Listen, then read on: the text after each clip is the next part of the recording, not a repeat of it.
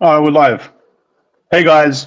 So right now, this is my first live stream I've done on my new channel, and it's awesome to be back on YouTube and to be doing content.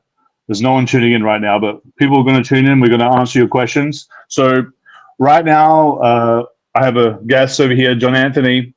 We've done videos over on his Rumble and his old YouTube channel, and he's one of the OGs in game and the experts in game. He has like a ridiculously high lay count, and yeah, he just knows a lot about game, and he pulls a shit ton. So you can introduce yourself, John. What's up, guys? So yeah, I was on YouTube for 9 years. I made like over 4,000 videos. The AI moderation took my channel out towards the end of last year, and so I've been posting on Rumble every day ever since. So if you're interested in finding my content, it's over on Rumble. But yeah, as Bradicus said, I'm currently at 2,067 lay count. Okay, it's gotten quite high. I'm 42, right? I've been doing game now for over 2 decades. I've been coaching for around 17 years. And the kind of unique thing that I bring to the table with my approach is I'm a former systems engineer. I used to work on ballistic missile defense for Lockheed Martin, the defense contractor. And I just relentlessly applied systems engineering plus optimization, and then over 20 years really optimized the dating game to an extreme degree. So when I have people train with me, I give them the exact tech scripts to send, the exact blueprint for running their dates, for setting up their profile, for running their interactions in cold approach, and so on and so forth. And so I've helped tens of thousands of guys get very good very quickly. But what's cool with Bradicus is he's one of the only guys that's legit out in this space. Like 99% of the people in this space are charlatans, fake gurus, scammers, internet marketers, or just people that are not really qualified to be coaching. There's a lot of guys that are single digit body count or even double digit body count and haven't really hit the breadth and depth of experience that Bradicus and I have, nowhere close. So a lot of what I did when I was on YouTube, besides giving value videos, is I was calling out a lot of people in the space for being fake gurus as well. But yeah, Bradicus and I are the 2 top guys with the most proof. We have the most infield footage. We have the most receipt proof with girls, and we have endless testimonials. So yeah, it's a pleasure to be here. I always like collaborating with the best guys. Yeah. Also, if you guys are interested in getting coached by us or want just a consultation call, you can check the link in the description below, and yeah, you can click that. But yeah, we'll just start talking about our journey. So I'm similar to you in the fact that you said you do a software systems engineer.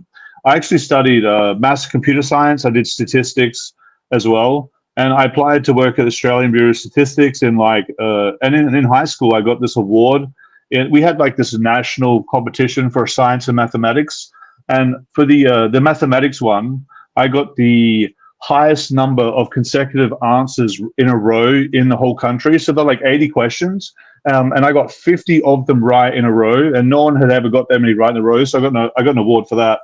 And then for the science that was for the maths. For the science competition, I got an award for having top percentile, like top 1%. So I got the highest. Not only did I get the highest mark in my school, I got the top 1 percentile in the country. So I did a lot better on the maths one, which was 50 consecutive answers in a row. Was like never. No one had actually got that before. So I got an award for that.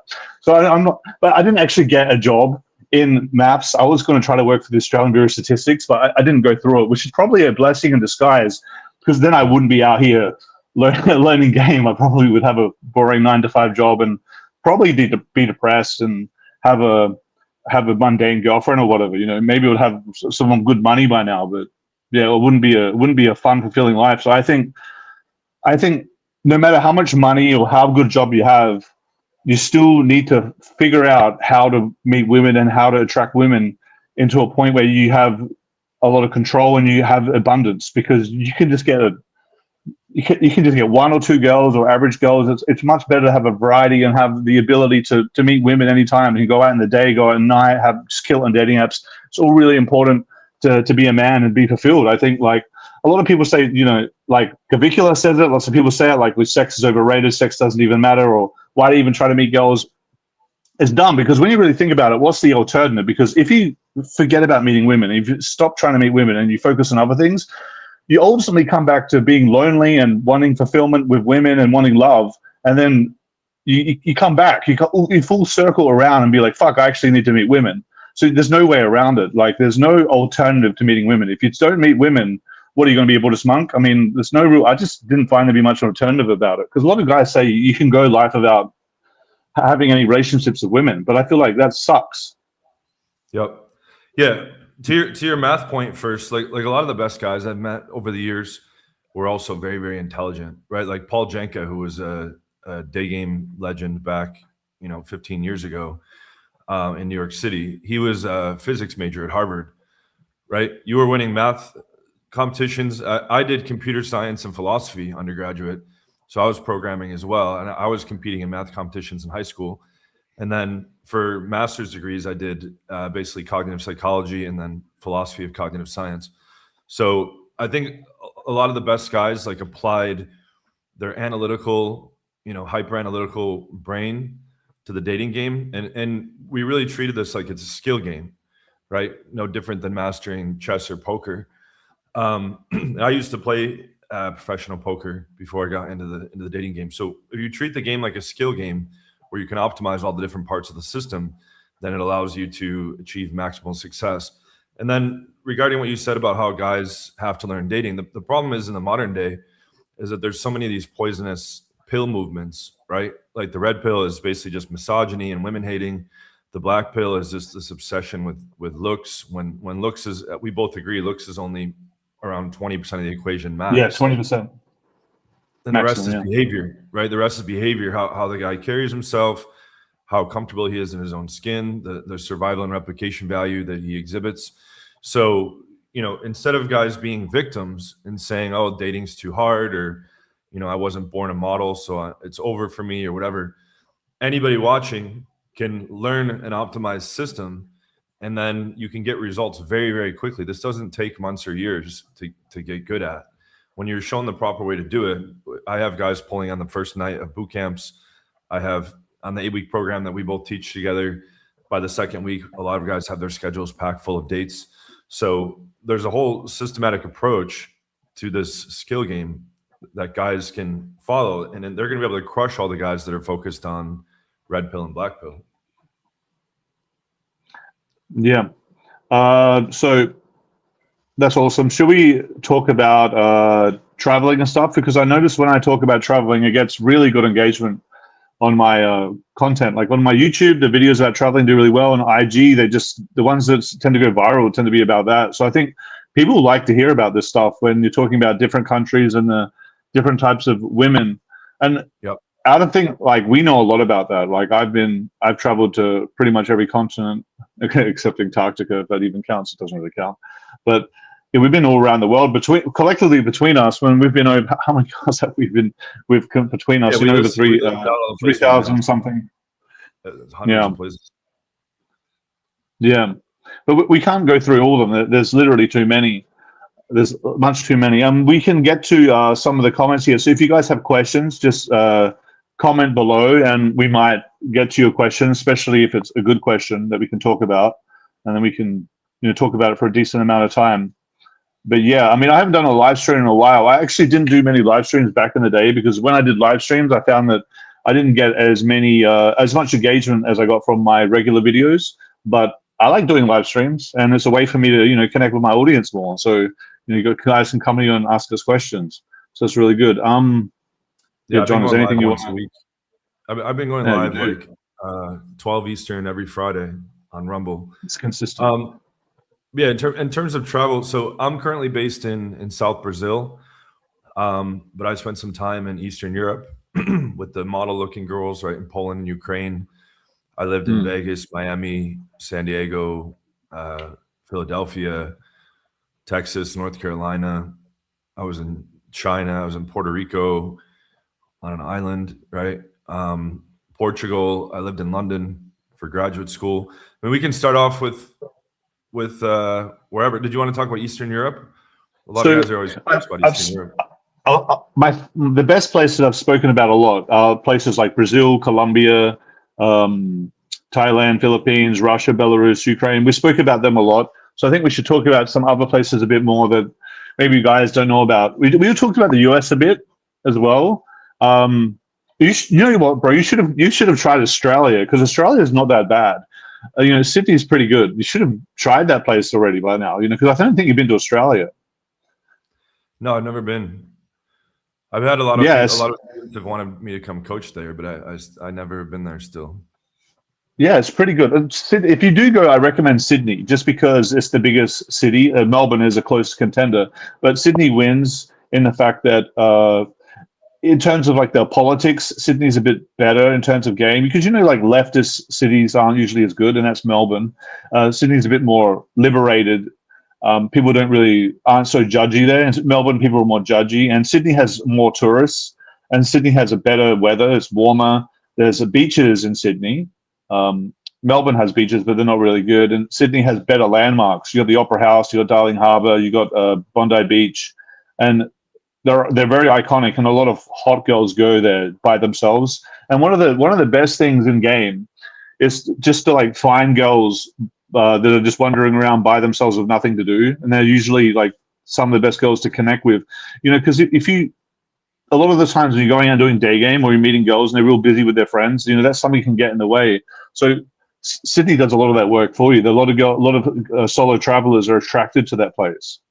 A lot of the girls don't even come in groups, so it was good for that. Yeah. But that's Australia. I recommend trying it. I always thought, it's super far, and very far. I was trying to go where like the classic like hottest girls are, right? So like Warsaw, Kiev, in the US, like San Diego, Miami, Vegas. Yes. Hottest white girls are typically in the top tier US cities or Eastern Europe, and the hot Latinas are always Brazil, Colombia, Venezuela, or Argentina. Either one of those. And the hottest Asian girls tend to be Japan, Korea, Thailand.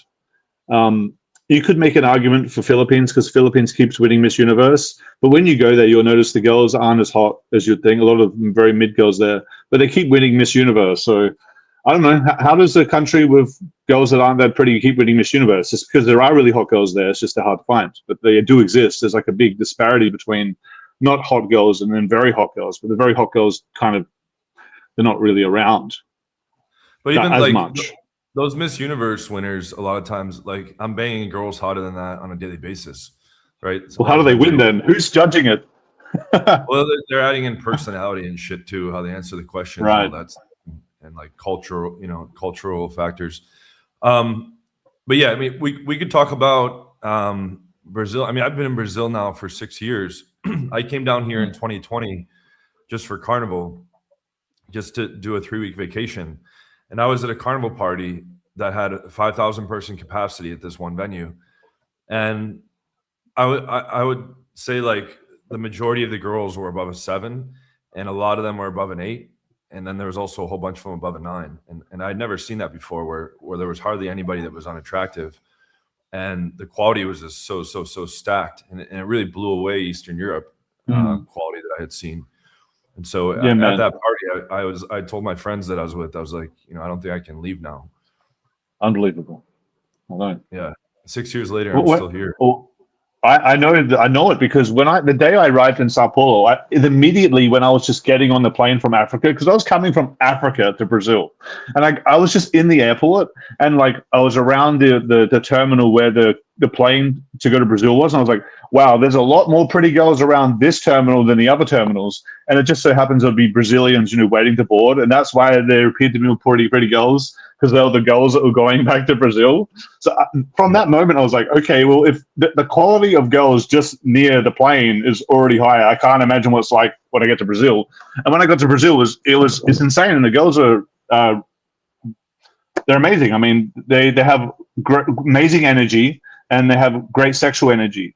It's not that like you say, it's not necessarily easy mode, because the girls don't respond to like kind of beta behavior or weak behavior.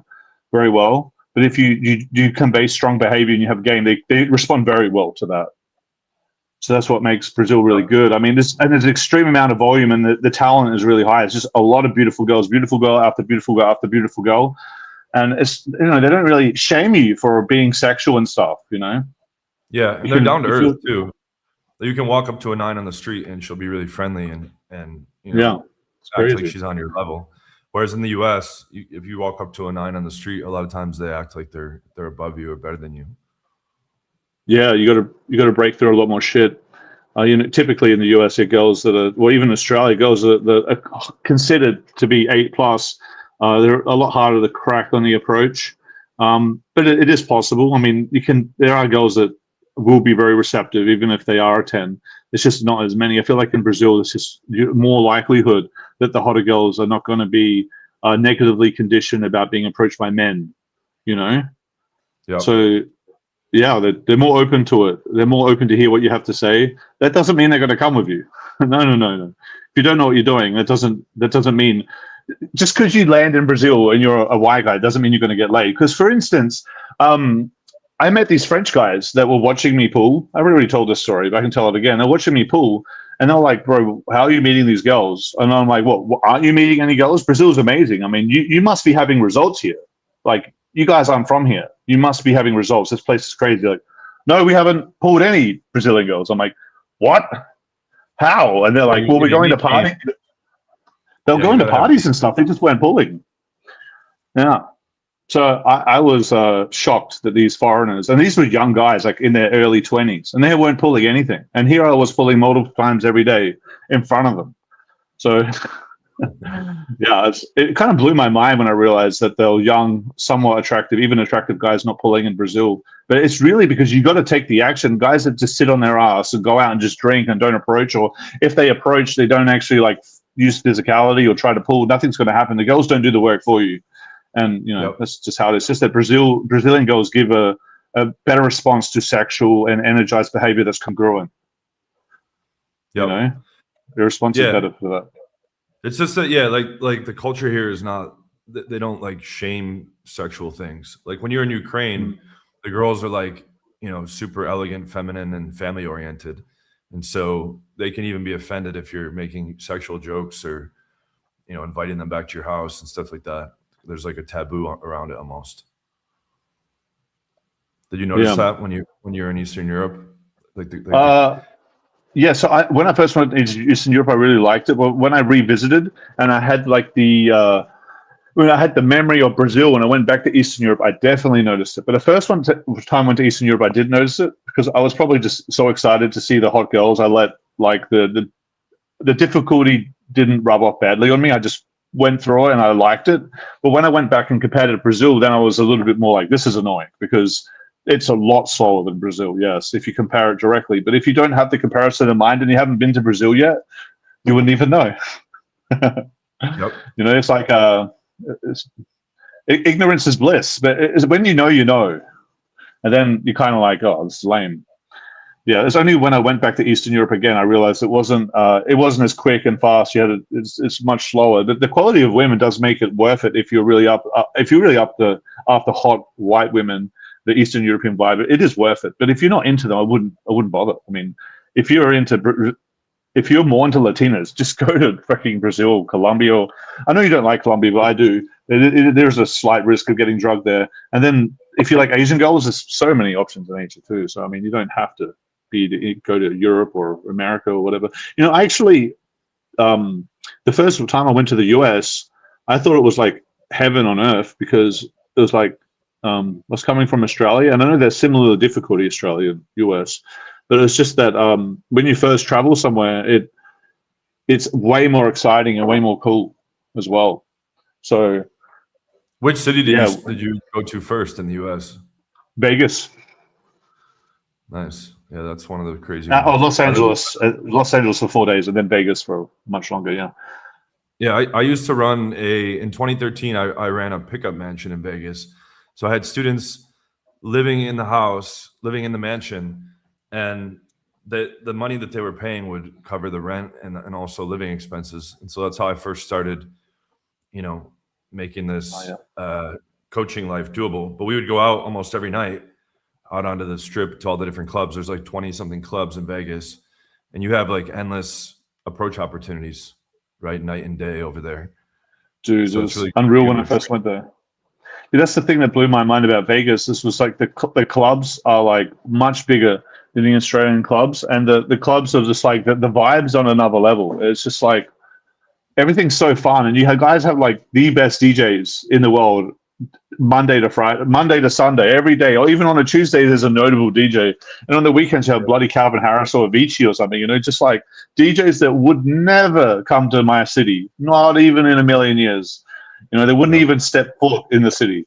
And then in Vegas, they're just playing weekly. So it was just like another world for me to see that, like that high level of like DJs and like the quality of women and just the volume of people coming in and out and the opportunities. And it's just like fun, man. Even when you weren't going to clubs, you could just like go and approach girls on the strip in the day or on the, or even like anytime. It was just like fun. And even if you don't do that, there's universities in Vegas too that are really good to approach as well. It's just great. Yep. Yeah. UNLV. Yeah. So I was there for a whole year, and I think it's super good for training. Like I arrived around like 150 body count, and I banged around 100 girls there. So I went from like 150 to 250. But I really honed in a lot of the pieces of my game just by having so much volume to approach. The only like shitty part about living there is that most girls you meet fly away within a few days. And so if you get a phone number, the girl could be like 100% down, but then they have a packed itinerary the rest of the days with the friends with all the events and all that shit. So it's like very difficult to like find time to meet them before they fly away. So you usually have to pull the girl on the same night and take her home that same night. So a lot of nights I was pulling twice in a night. I'd leave from a venue, go home and bang, and then go back and then take a different girl home. And that was more effective typically than, you know, just trying to work the numbers down, because their schedules are just so packed, and then they fly home and the lead is worthless. So you like, in order to build up a rotation there, you have to, I had like 4 strippers on rotation, a hired gun, my 2 favorite red pill password. We're not red pill. Like people try to call us. We make We're fun not of the red pill at all. Red I think he's people joking like, around. You must know we're not red pill. Well, a lot of people try to think that, or try to accuse me or you of being red pill. What pill are we? We're not any pill. Do we even have? Like, no, I mean, like we're if we had to classify ourselves, we're pickup artists. But most of the pickup artists are doing circus level nonsense that doesn't work, and they're getting terrible results. Yeah. So we've approached tons of women in public, but we've found optimized systems that work consistently and predictably and repeatably.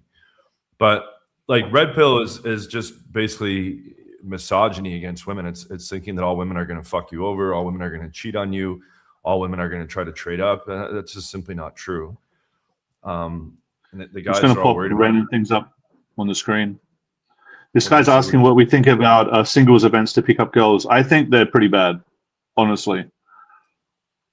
I've never done one of those before. So if you, just think about this, right?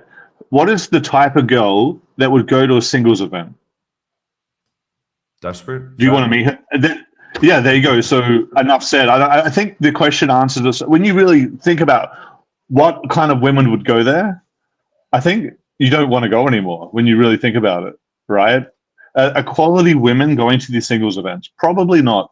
And if they are quality, they're probably, the fact that they're screening themselves out as being undateable, basically, by going there. Well, people just need to learn. People need to learn cold approach. Like the 3 major lead sources. Like social circle is a complete marketing fucking bullshit thing. Anybody preaching social circle is like typically paying models to be in marketing materials, and that's not a real way of getting girls. Like the 3 real ways are talking to girls during the daytime, out and about, at nighttime at bars and clubs, and then online, typically on Tinder, Bumble, Hinge, Facebook dating. That's where you're going to meet all your girls. And night game and online are going to be the most lucrative. A lot of guys try to approach this, you know, logically, and they're like, okay, I need to go to singles events, or I need to go to speed dating events, or I need to join a dance class and meet girls through dance class. Those are all bad options, right? You need to be able to walk up to women in public to generate leads for yourself, so to speak.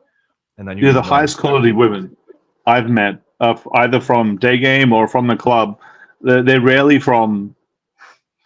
Yeah, if someone's trying to hook me up with a girl, it's usually not a good deal for me. Usually, it's like not the kind of situation I want to be in. And if you're going to like a singles event or whatever, yeah, usually there's a pretty ugly girls or girls that sometimes girls go there just to reject guys as well. They just go there to get validation. It's not somewhere you really want to go. Yeah, you got to do cold approach. That's where the quality women are, really. And we have another question. How do you give a girl the boyfriend experience?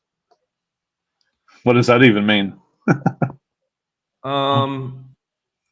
I mean, how do you be a good boyfriend? Or I mean, like, so if you want a girlfriend, right, you just take her out on dates. You treat her like a girlfriend. You get lovey-dovey, etc. But a lot of you don't want that, right? A lot of you just want to casually date multiple girls at once, or sleep with multiple girls. And so the general rule, so that they don't want to be your boyfriend, is just to see them once a week, and don't treat them too much like a girlfriend or like lovey-dovey. If you start seeing them a lot more than once a week, or get lovey-dovey with them and treat them like a girlfriend, they're going to catch feelings, and then they're going to push for something more serious. If you want something serious, though. Yeah. Oh, yeah. If they want something serious, that's fine. I mean, you would just take them on dates and build a connection and all that, and get closer. Yeah, make them feel special. You want make the girl feel like she's special. Whatever you're saying to her, make her feel like you're not saying that to everyone else. Make her feel like it's uniquely for her. Because a lot of guys will say stuff to a girl, and the girl feels like he says that to everyone. That's one of the common things girls always say. Shit test you on is like, you say that to every girl, and they're kind of right to say that, because a lot of guys do say the same thing to every girl. So you want to make her feel special. That's really what it means. All right, here's another question. It's how to avoid being a weird on dates. I think first thing to avoid being weird on dates is to get out of your head. Just thinking that you're going to be weird automatically is going to make you feel weird. And if you feel weird, the girl's going to sense that you feel weird, and then she's going to think that's weird. And then it's going to be weird. So you just manifested the whole thing. So there's that, right? So let's just say you're not feeling weird. You can still come across as weird if you're natural and cool and you're not feeling weird or whatever. One key thing is calibration. If the girl gets annoyed or upset, or she doesn't like something you do, you want to take a step back, use a statement of empathy or something to calibrate the situation. But sometimes guys use that as an opportunity, and they mistakenly don't understand what they're doing. They get closer. So the girl rejects them and says, no, don't touch me. And then he tries to touch her more. That is what seems weird or creepy when you push and force. Uncalibrated. Yes, calibration is the key there. Sometimes girls just think everything's weird, but if you're not doing anything that's really weird, you shouldn't really. That's a her thing, not a you thing. So you shouldn't really care about that. Just understand that she's probably the weird one. Sometimes people are like projecting their insecurities onto you. That can happen. But a lot of guys are really weird. A lot of guys don't know what they're doing, and that is a thing. So, I think one of the things is being. This is not what you guys usually do. Sometimes being overly physical can be seen weird, but most guys don't do that. But if you are overly physical and the girl's uncomfortable, like if she's like going like this and you're like coming in more, that would be seen as creepy and weird. And especially to the other people, make it seem like this. If the girl's friends are around, and what would they think about the situation? If they think it seems weird, yeah, then maybe it's weird, right? It's just like, how would it appear to look in front of other people? If it seems like everything's natural and cool and it looks like the girl's into you, the key is if the girl's participating in what's happening, it's not going to be weird. But if you're like doing something on the girl constantly and she's not like participating on what's happening, that can be seen as weird. Yes. So, okay. Yeah. I'll weigh in. My take on this is I typically tell clients to like treat the girl as if it's already a girl you're sleeping with. Right. That helps. Like if you're already with the girl you're sleeping with, you're not going to be trying to impress her. You're not trying to win her over. You're not gauging how you're doing so far. Like, how many points do I have? Does she like me? Does she not like me? Should I say this joke? Should I not say this joke? It gives you permission to authentically and freely express yourself without, worried about how she's going to think about you. So I tell guys, like, in cold approach interactions and on dates, treat the girl like a close guy friend or like you're talking to your dad, but you just inject flirtation and sexualization. but it shouldn't be this whole like walking on eggshells, like, oh, this is a stranger, I have to act. Because if you start acting strange or awkward or weird, she's gonna feel that as well. Like Brad said, someone in the chat's asking my current body count. It's 2,067. Insane, right, guys? That's fucking unreal. That's crazy. I hit 100. Mine's over 1,300. Yeah, you're at 1,300. I'm a little bit older though. I'm 42. You're like 36. Yeah, but that doesn't disqualify your results whatsoever. Yours is insanity. Yeah, I basically, it took me 10 years to the first 100. Like I lost my virginity in 2002 in college, and then I hit 100 in June 2012, and then let's see, was it 300 in May 2014? I hit 1,000 like December 2018. I hit 1,500 like July 2022. And I just hit 2,000 in July of last year, 2025. It slowed down a little bit on the new ones, but yeah, I mean, both of us have seen and done it all many times over. We put in the blood, sweat, and tears, and I've been very critical of guys that have low body counts that are, you know, trying to coach or proclaim that they're a coach, because if you've been with less than 10 girls, obviously you don't have any idea what the fuck you're doing. And yeah, you I shouldn't think if be you've been with less than 100, you don't have too much of an idea either. Yeah, it depends what type of coach you are. If they're a relationship coach, yeah, I guess the low body count isn't, the high body count's not as important. It still is somewhat important, because to know about relationship, you still need some experience with women, but I feel like it's less of a driving factor than pickup. But yeah, you know, most guys are never, there's not really anyone that's over 1,000. The guys that are over 1,000 are usually paying girls.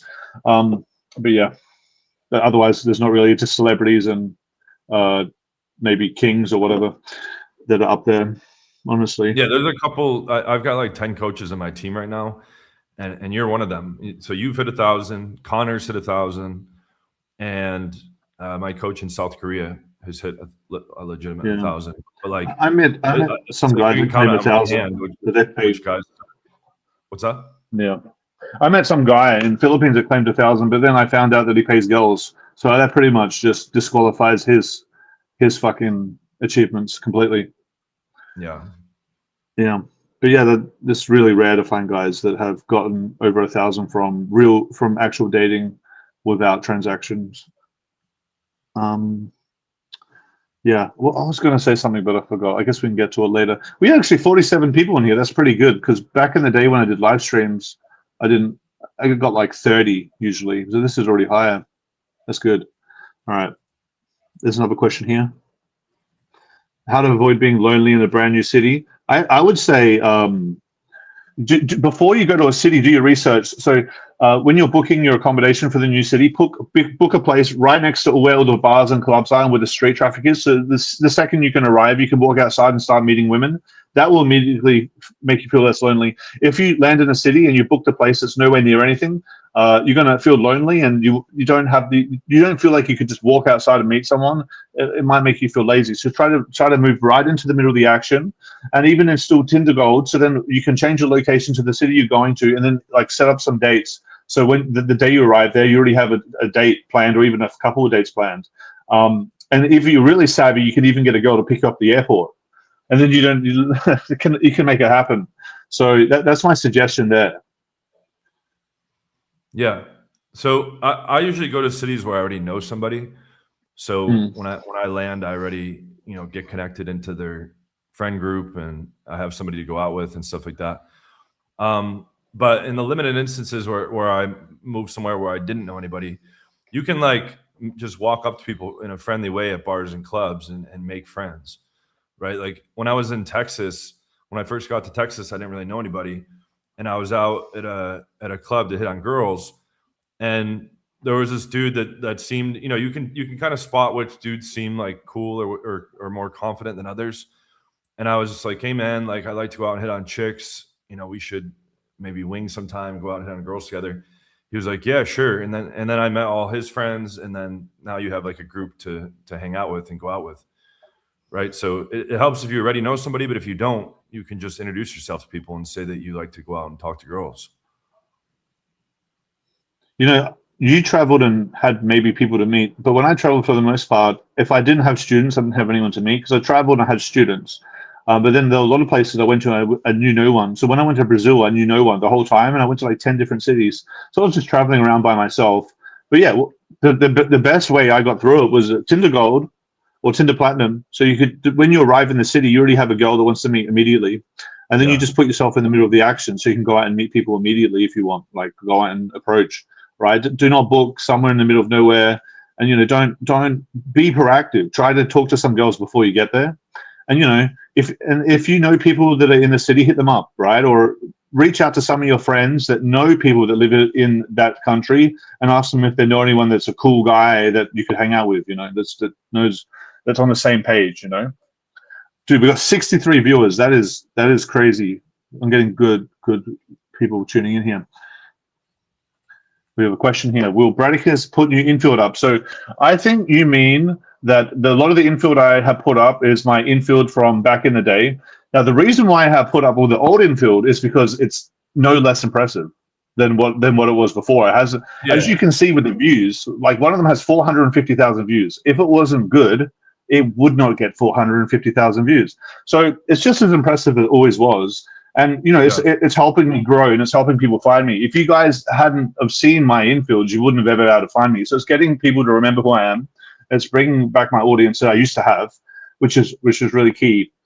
And the thing is, right, I don't have my camera gear in my room or anything right now. It's back in Australia. But what I'm planning to do is I have tons of infield, like from my phone. This is what I used to call Instagram infield, but it's not really. It's just like a infield from a phone. It's not hidden camera infield. It's like infield where the girl knows she's being filmed, but it still gives you an idea of who I'm with and how the vibe is and everything.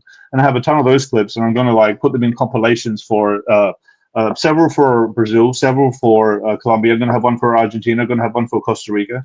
I'm going to have several for Thailand, several for Philippines. I'm going to have Australia. I'm going to have Vietnam. I'm going to have Dubai as well. So they're the future ones. Oh, sorry, I knew you wanted to talk, John, so I'll let you talk. Sorry. No, it's I mean, like people are always like focusing on, people ask me that all the time too. When can we see new infield? I filmed like 5 days a week for a full year in 2014. And that's when I filmed the majority. And then I did another round in 2017. And then I've made some recent stuff over the past couple of years, but the principles that are demonstrated in the 2014 and 2017 stuff are still extremely valid and relevant and helpful.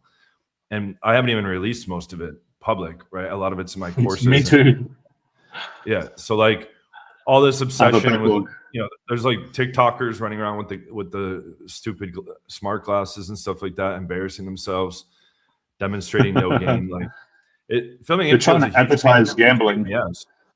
Like they go up to a girl, get her number, and then they pull up this gambling thing and says, "Look, I got stake. We have to gamble." And then they try to get you to sign up for an online gambling thing. It's like, bro, are you a dating coach, or are you trying to get me to gamble my money? What the fuck is this?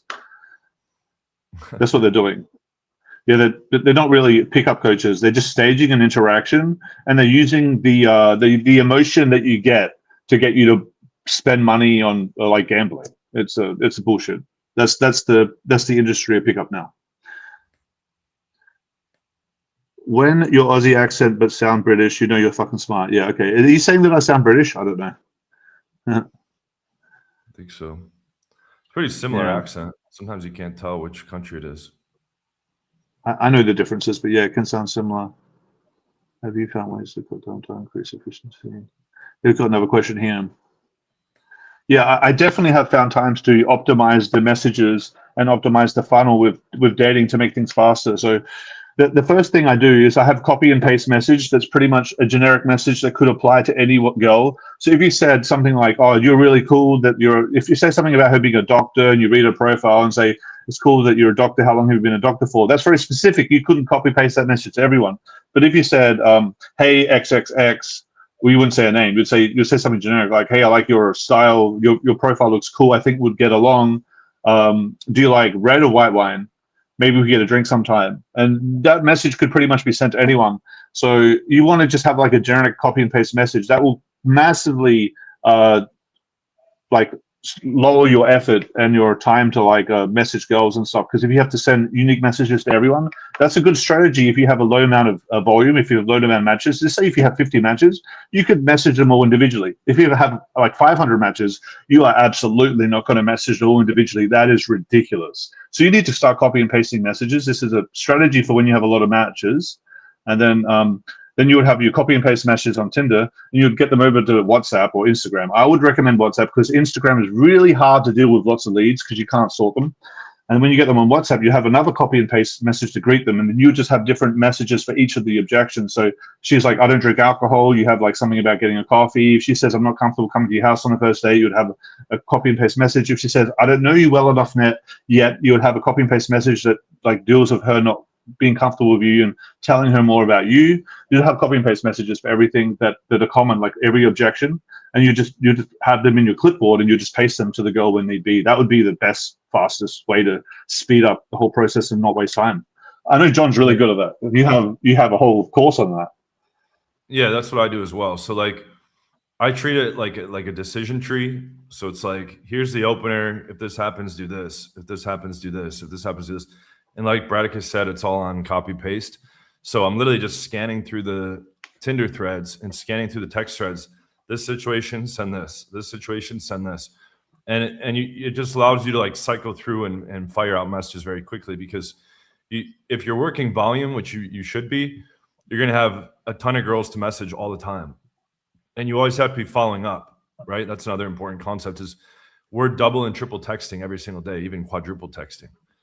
Right, because the alternative is if the lead stalls out, it's just going to die. It's just going to be like a stalemate.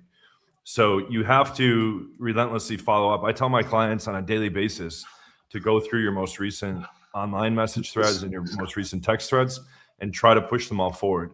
Because anybody that gets stranded before they get set for a date just falls off and dies, because leads typically go cold within a week. Yeah. Here's actually a question a lot of guys ask, but the way he asked is funny because he said segs.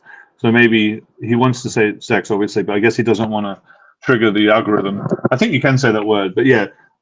When you meet a girl and she says, I don't want to have intercourse with you unless we're in a relationship, that is a common thing the girls say. Now, sometimes they mean it and sometimes they don't. That's not a lot of times, though. I don't run into that very much. Do you? They do say it in Asia a lot, because Asian girls kind of have that mentality more, but they rarely mean it. It's basically what they're saying to you is comfort shit. It's a comfort shit test. They're saying, I want to be more comfortable with you, make me feel special. And if you make her feel special and make her feel like you're not expecting sex, then she will be more open to it. If you don't want the sex, she'll be more open to the sex. But if you only want the sex, she'll be less open to it. That's probably the biggest thing to help you with it, is don't try to get the sex so much, don't expect it. Still go for it after she's very comfortable and after there's some attraction there, you know? Yeah. I'll tell them, like if they're pushing the relationship thing, I'll say, oh, well, we're not going to get into a relationship now on the first date. So we got to get to know each other and see how the chemistry and connection is first. And then if they start to like explicitly withhold sex until you're in a relationship, I say, well, I don't want to commit to any kind of serious thing until I see how we connect sexually as well as personality wise. So, but I find that that's pretty rare. Like in most places that I've been, that the girl's pushing for a relationship. In Asia, it's a bit more common, but it's a lot of the time just a way for the girl to say, I'm not a slut, but she still is up for it. But yeah, that's more Asia. It can happen anywhere, but yeah, more so Asia. In Brazil, I guess it doesn't happen. They don't say it that much. But yeah, it's if the girl is religious or like super religious, she's just saying it, she's probably really being honest about that, and you shouldn't really bother with those girls because they're not going to go anywhere. You just need to determine is this like a comfort thing, or is the girl is this legitimately her rule? Because if it's her rule, you know, maybe don't go with that girl. You don't want to waste time with a girl that only has sex in a relationship, because then you have to marry her or be in a relationship to have sex. That's ridiculous. But if it's just a comfort thing, you know, you just do of it like a comfort shit test. You know? Yep. There's two types of shit tests. There's value shit test and comfort shit test. Yeah. It'd be a comfort one. Okay, to the next question. It's not a question. Hey, Someone just wants you to react. Let me interject real quick. So for those of you guys that want to coach with us, okay, we're running a 8-week mentorship program together. You can go to the link in the description. You'll sign up for a free 30-minute strategy call. and then a coach on our team will go over, he'll diagnose all your weaknesses in the game and find out your goals in the game and give you a roadmap to get to your goals the quickest way possible, all for free on a free call. So book one of those calls if you have interest in improving your dating situation. It's in the pinned comment and the description. Pinned comment and description. A live Bradicus Infield. They want you to stream live and do it.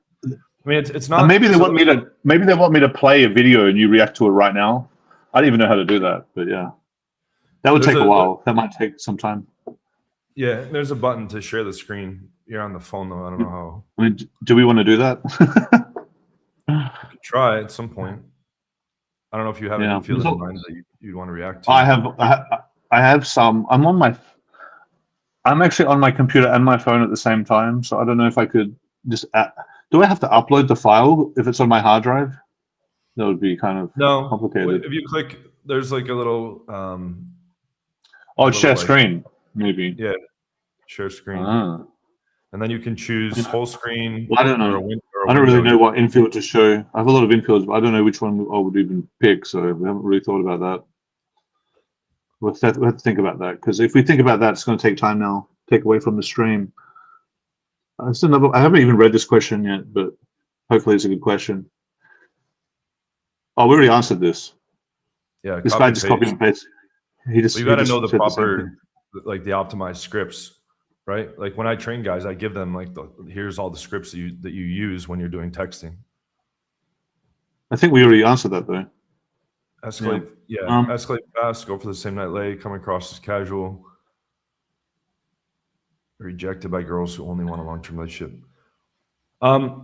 There's specific ways to like set anti-one-night stand frames.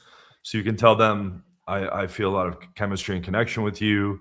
You give them compliments that are non-physical and non-sexual, so they feel appreciated beyond, the hookup. And you can say, I can tell we're going to hang out a lot more, to set the frame that this is going to be more than a one-night stand. So you can still fuck girls who want a relationship on the first date. You just have to make it so she doesn't feel slutty or worried that it was a one-night stand. One thing I would add is, qualify her personality. So I like you because you're really awesome to talk to. You're very sweet, and I feel like when I'm hanging around you, it just makes me excited to hang out with you more. Because you're so sweet and stuff. Say stuff like that. It's going to make the girl feel more special, rather than saying, "Oh no, you're so hot. I want to see you without your clothes. Oh my God, you're so hot. I want you. You're so hot." Blah blah blah. That's not gonna help with that. Yeah. So just focus on the personality and what makes her unique, and qualify her on that, and you won't come across like that as much. I'm just trying to screen these questions before I put them on the screen, because I don't want to accidentally put a shitty question on the screen, Yep. So lots of questions, heaps. Okay. This guy doesn't want to be seen as provider material.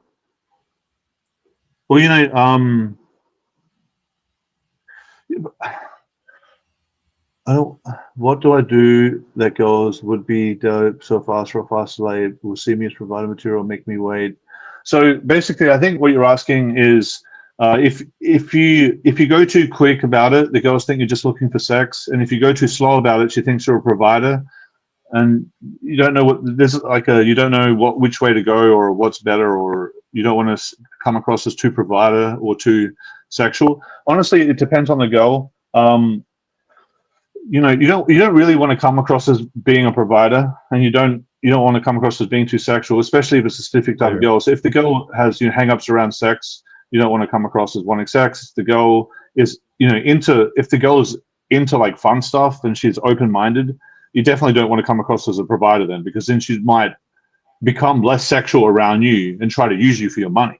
You don't want her to manipulate that. So you just want to put yourself in a position where you can connect with her, but she doesn't use you for anything. Like you're not having to buy her anything, you're not having to buy her food, anything like that, right? So if you're coming across as a provider, but then the girl's using that to get free dinner or to just like get anything from you, bad frame, change the frame. But if you're coming across as a provider, but everything's good, and she's not taking advantage of you, it's probably okay.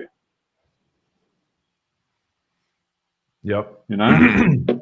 And in general, most girls should close on the first date. So we've talked on my stream when you've been on there how we both think it's around 75 to 80% should close on the first date if you're doing everything right. And so, you know, but you can still retain all those girls either as a rotation girl or a girlfriend. There's just certain key retention principles you have to implement to set anti-one-night stand frames, to future pace that you guys are going to hang out a bunch more, and to alleviate any like guilt she might have about hooking up too soon. So if you do those key things, then she's not going to typically feel bad about it or look at One thing I do when I'm on the date with a girl, when I'm pulling her back home, I'm like, we're going to go back to my place for drinks, but don't worry, I have no sexual expectations. We're not going to have sex tonight. Don't worry. I'm on my period. I can't even have sex. Sometimes I'll say that to the girl. I'm like, I'm on my period. We can't have sex. And the girl will just laugh and think I'm stupid. But I'm just like kind of beating her to it, because girls are going to say, if I come over, we're not going to have sex. So if you are the one to say that first, she can't then say it after. Like if you say, we're not going to have sex tonight, I'm on my period, she can't then say that after you. You're beating her to the punch. So that's sometimes like I say shit like that. It's like a sales technique, preempting the objection. I was doing that a lot in night games. So I would typically get into a makeout with them. I'd isolate them from their group, get into a makeout, propose that we go hang out at my house. But since we're making out, they're already assuming like, oh, this is going to lead, one thing's going to lead to another. So I'd be like, I live close by. We should go hang out and keep getting to know each other more. But don't worry, it's not for sex.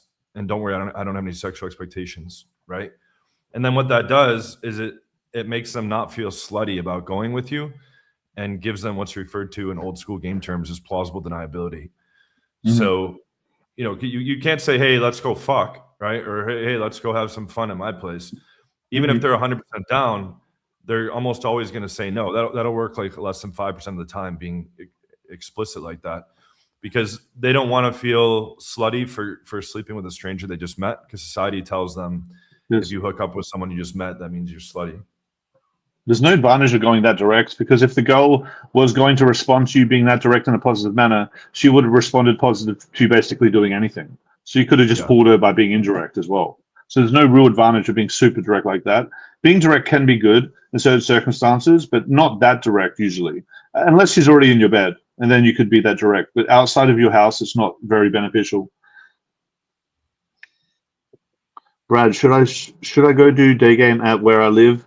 The only places to do day game are the malls downtown, and I'm too old to go to uni campus. So yeah, I think you should definitely go day game in the busiest streets. So I always go and look at Google Maps, and I just find the densest areas of the city, and I just game there. You know your city better than me. So wherever like the most restaurants, bars, and foot traffic are from the offices and stuff, go get day game there. And usually the best times to game are when people finish work, so from 5 p.m. to like 8 p.m. And then you can go day game the malls before that. You could maybe game the malls, you know, even at those times where malls are okay as well. I prefer street game over malls, because I find the energy in a mall, you can get dates, you can get girls giving you a number, you can even pull, but the energy is more or less sexual in a mall than it would be on the street. So that's why I prefer street a little bit more than the mall. But the mall is still very good. Just the street's a little bit more sexual. So there's a higher likelihood you could pull faster based on the energy. The ambient energy, I call it. Yeah. But yeah, you should definitely go out and game.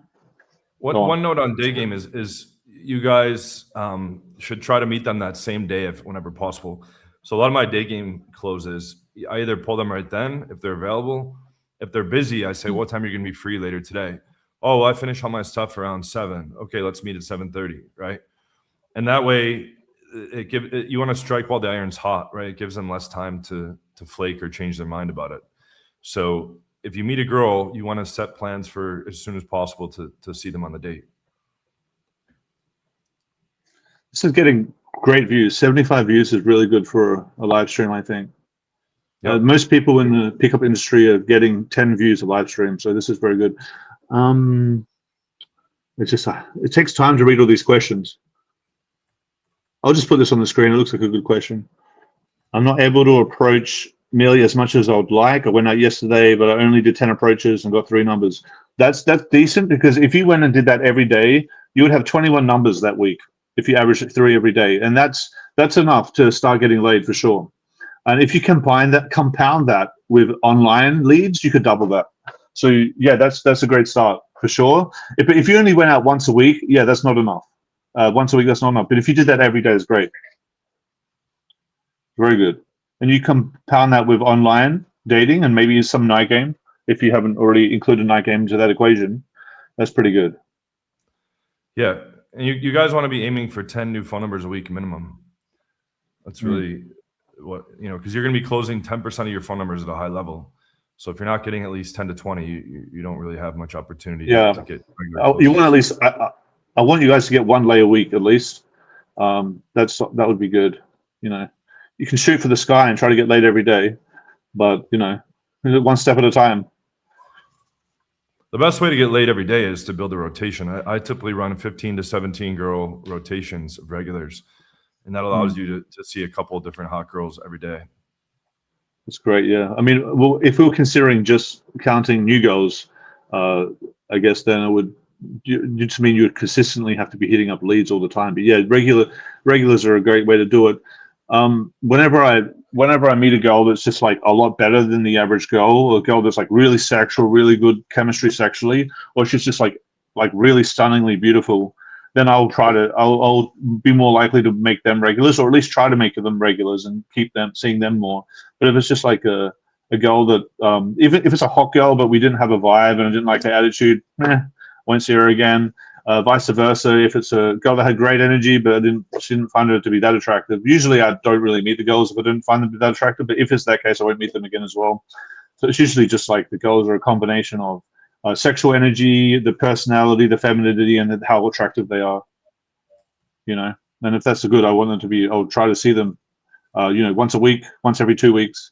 But if you start seeing them more, like multiple times every week, you create the frame of that. Now you have something serious, and then that's when things can get like a bit weird, where the girl starts to like push boundaries and kind of stop you from meeting new girls, and starts checking your house for hair and checking if there's any tampons in your bin, and starts asking to check your messages. You're like, no, that's not cool. You can't check my messages. Well, I want to check your messages because we're seeing each other multiple times a week, and I think it would be unfair if you're meeting more girls then. I'm like, can't check my messages. Like, girls will start doing weird shit like that if you start seeing them more sometimes. So, yeah. But like some girls don't do that. How do you deal with that when girls start wanting to check your phone and shit? That doesn't usually happen. That never happens. Oh, they do that in Asia. Really? Yeah, man, it's annoying, dude. I mean, like, I think everybody needs to do like a sweep of their place every time a girl leaves, because the problem is they'll throw, like Brad said, they'll throw like a tampon wrapper in the trash, or like, you might have thrown a condom in the trash, or they get hairs. Like a lot of girls in Brazil, they'll shower after you bang them, and so they like their hairs get in the bathroom, like either by the drain or just the thing that fucks me is that they leave an earring in my bed. Yeah. They have backs of their earrings fall off the bed. So you have to like do a sweep of the bed, do a sweep of the bathroom for hairs, and don't have anything on the top of the trash can. Like even like makeup pads. The next girl that comes over, is their quality. You can't appreciate this till you have multiple girls in a day, or every other day, or every day back to back. But the next girl that comes over goes to throw out her gum, and she sees a makeup pad or a tampon wrapper or a condom wrapper, and then it blows it out, and you're fucked. And it can blow out rotation girls as well. So you have to, like, these are advanced points, but you have to do a sweep and like remove all evidence of a previous girl. I have a funny story regarding this. I had this. I pulled this girl from a nightclub. She left her underwear in the house, but I didn't realize it was just on the ground. I just didn't do a sweep. I didn't care. I didn't give a fuck. And then I just pulled the next girl, and she closed as well. And I guess after she's putting her clothes back on, she put her clothes back on, and then she had her clothes back on, and then randomly she was like, "What the fuck? I'm wearing someone else's underwear." And I'm like, "What do you mean?" She's like, "These underwear on my body are not mine. How the fuck did they get on my body?" I'm like, "I don't know. You put them on." Yeah, because they were on the same place on the floor. She just grabbed them mistakenly, and she was like, "What the fuck? There's another girl's pussy on my pussy right now. That's disgusting." And she got real angry, and I'm like, and I just started laughing. I'm like, "This is so fucking ridiculous." What the fuck? You can do?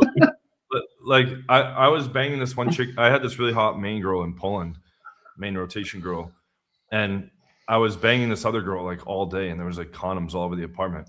and I passed out. And then the main chick arrived later, and I just like answered the door naked, and she came in, there was just condoms everywhere.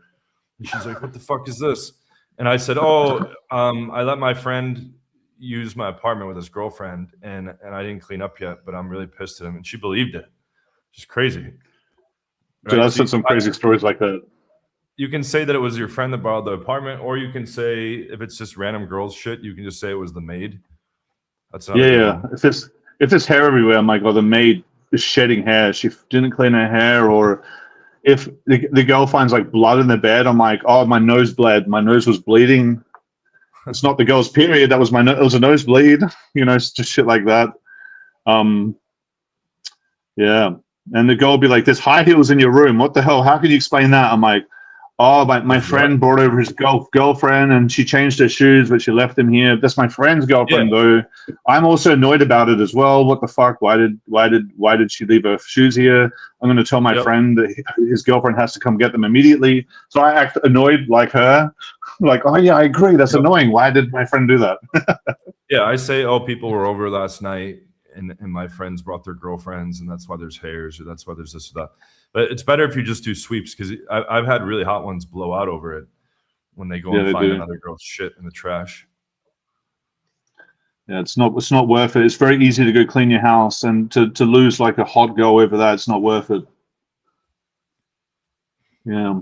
There's been times where I forgot to throw out condoms, and the next girl comes over, and I see a condom over on the floor. I have to like run and grab it and be like, "Yeah, anyways." How often are you using first impressions on Tinder to DM chicks? Do you use that feature? I don't know what that even is. I don't think it's very useful. Whatever it is, I don't use it. I just send a message. Text scripts.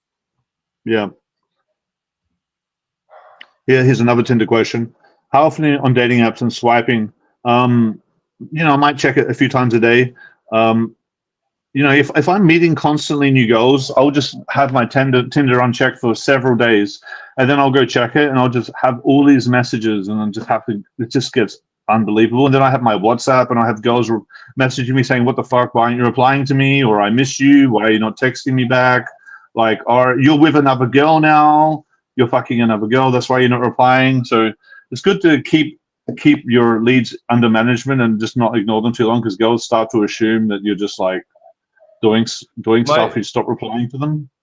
Yeah, my frame with them all is I tell them I run a company and that I'm always busy working, and so it's a good cover story. Well, it's true though. You do have a company. Yeah, but that way, I can cancel on them. I can reschedule. I can like have a valid excuse for any type of fuck up. All right, here we go. Here's a good one. I think we both can answer this. How many numbers in a night game session do you collect, and how many of them back do you respond to? So I don't really do that much night game these days, but I typically, when I go to a nightclub, I might just get 4 numbers or something, and I would say maybe 3 out of 4 would respond, and maybe 2 of those 3 I'll go on a date with, and one or 2 of them I have sex with. Usually, my close rate from nightclubs is much higher than day game, but it's actually, but it just takes me. I'm very specific with who I talk to in the nightclub. I don't really spam nightclubs anymore like I used to.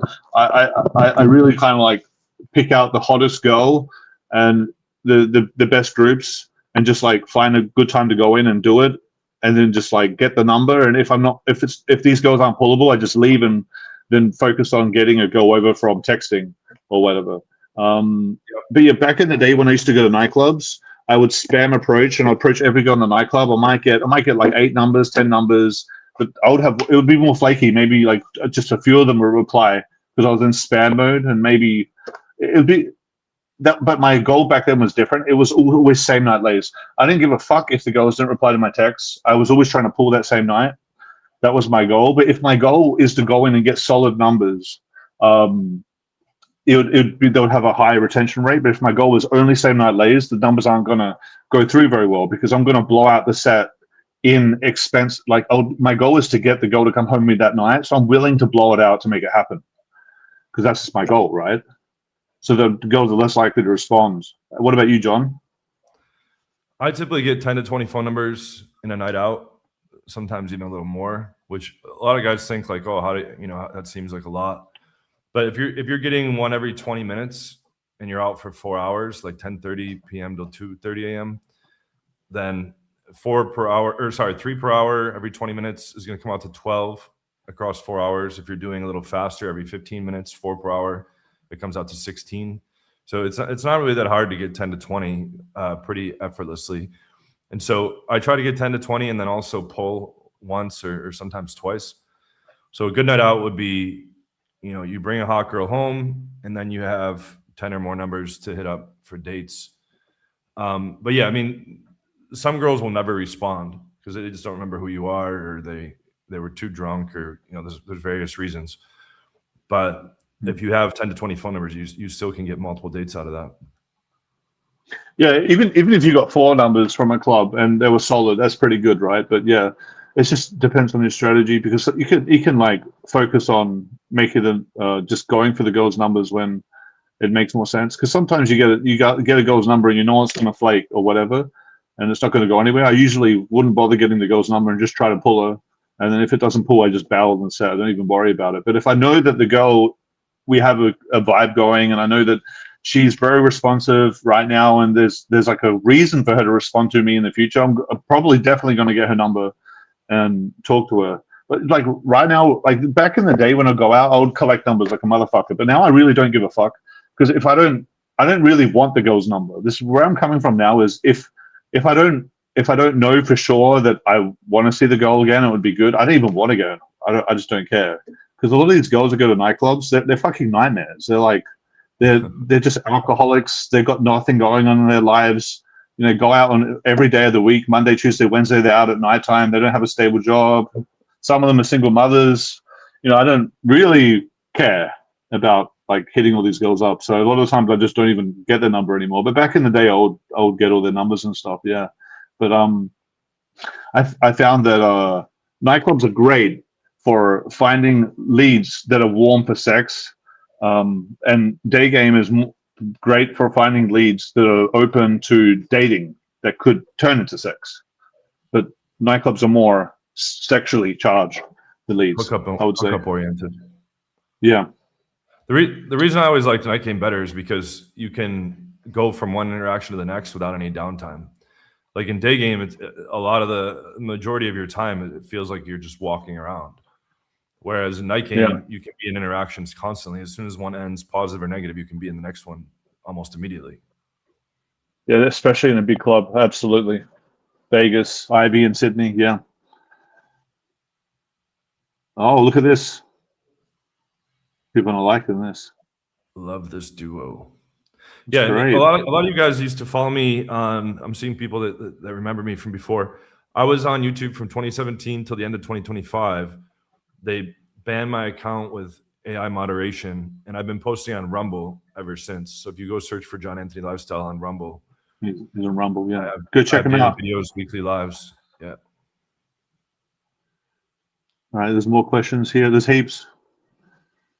What percentage of your leads are, I think we just answered that almost. What coming from? Oh, okay. Well, so actually, maybe my majority of my leads come from online, just because the volume from leads you can generate online is insane compared to, like, you can get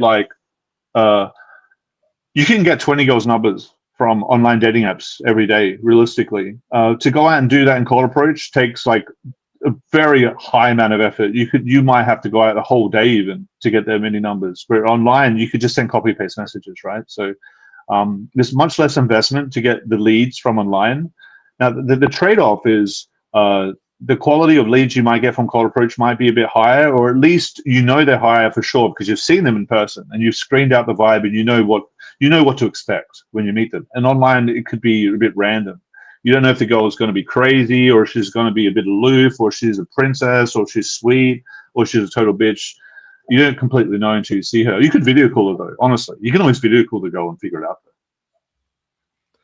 Yeah, my first 400 body count was almost all Daygame, and then I started incorporating some online. And these days, it's more heavily weighted towards online. I just don't want to spend 4 or 5 hours, going around bars and clubs when you don't need to, right? And online, I think one of the most effective and efficient paths is just doing online straight to the house. So I go after the hottest girls and then try to, funnel them straight to the house to make the close easier, skip the public date. Yeah, and we've got more questions. Yeah, so yeah, like you as well, all my first lays are from all Daygame and all night game.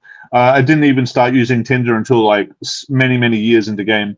And I kind of saw Tinder in a negative way. I thought it was cheating. I thought it was dumb. I thought all the girls were on the fat. Yeah. Me too. So that's good. It's good though, because if we didn't do any cold approach, we wouldn't be here where we are now. So it's really we were one of the last generations that was forced to do cold approach, because when we started game, there was no online dating. So like you had to learn cold approach. There was no other way. And then now with the newer generations, you meet a lot of guys that are like, afraid to do cold approach, or they never developed that skill set. And there's huge holes in their game because they see a pretty girl in public and they have no idea what to do or say. Right? These guys. Absolutely. And that's why I made Daygame Seduction. That's my course about meeting women in the day. I haven't got that in the link in the description below, but if you guys want to check that out, you can. If you guys want to figure out how to find your weak points in your game, diagnose your problems, you can book a free call with me and John Anthony's team. Link in the description below, and we can build a plan for you to figure this shit out for you. So just click the link in the description below there. Here's a pretty funny question. I don't know if this is funny, but that saying, do we love bomb girls? I didn't really know what that means. Does that just mean you just keep complimenting? What does that really mean? It's like, I think that's like a Gen Z term, love bombing. That's not a term that ever existed when I was younger. Yeah, just to have a clear definition: psychological manipulation tactic where a person bombs another with excessive attention, flattery, and affection to create an intense emotional bond quickly. Well, I feel like when I'm complimenting a girl, it's coming. I actually want to compliment her. Yeah, so I don't feel like it's coming from that. Yeah, so I don't feel like that's correct for me. Well, there are too many comments, man. Fucking hell. That's why a lot of my streams are like 4 or 5 hours, because you can go through comments for that long and still not run out. Wow. Here we go. You are the man, mate. Cheers, man. Cheers. If you think I'm the man, go and check out my Instagram. Follow me there, BradSocial2. Go and follow me on my Rumble, Bradicus Dating. Go follow John Anthony on his Rumble as well, John Anthony Lifestyle. And yeah, just follow me and look forward to my new content if you think I'm the man, everyone. Yeah, okay. Blood bombing. We already talked about that. Do you mirror women in night game and on dates? In what instances? Okay, so I think mirroring is when you copy a girl's behavior to build familiarity. I don't really do it consciously, but if the girl is in like a certain vibe, you can kind of try to mirror a little bit, but I wouldn't always mirror it, because then it might appear to be weak. Like if you're too agreeable and you're always like willing to change your frame for whatever the girl's frame is, that's inherently weak, and the girl might disrespect you for that. So as a man, you should try to hold frame as much as you can. But there are certain instances where you can kind of try to mirror the girl's behavior or do certain things that match the girl's frame to make things easier. But I think I wouldn't just always do it for the sake of it, because I feel like that would be weak. What do you think?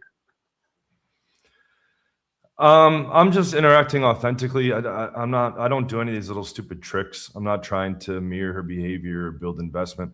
All you really need to do is be moving it forward, right? Move the interaction forward. And then when you run into non-compliance or objections, you just deal with those things in turn. That's it, right? And a lot of what goes into that is calibration and frame control, and you cultivate those things by being in thousands or tens of thousands of interactions. That's why cold approach is so important, because in cold approach, you run into like any and all things that can happen, and you learn how to properly deal with any and all things. So when you get on dates or future interactions, there's no curveballs anymore. Right. So I'm not necessarily going in like, okay, I'm going to try to copy how she's acting. I don't do that. Yeah, no, I don't do that at all either. But I just want to answer from a technical standpoint to help the guy out on this question. But yeah, no, it's not really that. Like in practice, as long as you're keeping things lighthearted and fun, and as the conversation unfolds, you can go down rabbit holes and build deep rapport around areas where you guys have commonality, right? I'll say, oh, I run a company and I DJ electronic music. Oh, I love electronic music. What kind of electronic music do you DJ, right? And then you go down that rabbit hole. Or I talk about travel, and they are interested about this country or that country. I wouldn't say that's mirroring the girl's behavior, though. I think it's more so like if the girl sad or something, you start to appear to be more sad to make her feel comfortable, something like that. I think that's what he means. Which I don't I mean, I would say there's a place for that, but I don't want you to do it in a manipulative way. If you actually do feel empathy for the girl, if you feel genuine empathy, then you can mirror her behavior because it's natural and empathetic. But if you're forcing it, it's not really empathy and it's fake. So I would really try to work off real empathy there. That's the key. Yeah. So instead of this like superficial, like trying to copy your behavior, you build real rapport over commonality. And you bond over like having similar intellectual interests or musical interests or travel interests or whatever else. I know you already answered this, John, but someone is asking about your lay count, but I think you already answered that. 2067. Here we go. That's the question. You already answered that. 2067. I hit 2000 last year. How do you do autistic girls on the first date? I wouldn't deal with them any differently. I would just be maybe like, if the girl seems weird or whatever, if the girl's autistic and she's weird, and that means that she doesn't give me like, because sometimes you meet a girl and she's giving you positive reactions, and she gives you, if you do something right, she smiles. If you do something wrong, she gives you a negative reaction. Sometimes there's girls that are somewhat autistic or weird, where they just give you neutral reactions to anything. You don't know if you're escalating too fast or if you're going too slow based on her reactions. So in that case, I wouldn't really worry about how the girl's acting. I would just go through the process and try to pull her and see what happens. Like, that's the way I would deal with it. I wouldn't look at the girl's reactions, because usually autistic girls they're not giving you reactions because they don't have the whole thing about autism is someone isn't emotionally, they don't really have much emotion there, so they can't really show it. So there's not much to read. I mean, you can also ask for more information. Like, so if the girl's acting like aloof or like pretty quiet or anything like that, I'll point that out and I'll say like, why aren't you talking very much? Ha ha ha. Why aren't you laughing at my jokes? Ha ha ha. Why? Yeah, that's like I do that as well. You have trouble making eye contact, and then usually they just say, "Oh, sorry, I'm just shy, or I'm just nervous, or it just takes me a little bit more time to warm up people." And I say, "Oh, cool, no worries." But I feel like acknowledging anything that's like going off the normal expectations, it calls out the elephant in the room. I don't do it confrontationally, obviously. I do it playfully. But then I feel like that imports a bunch of comfort and puts them at ease because they realize that you're okay with how they're acting, even though they're acting weird. Someone's accusing me of being steroids because I'm sweaty and red. So the reason why I'm sweaty is because I'm in really hot countries.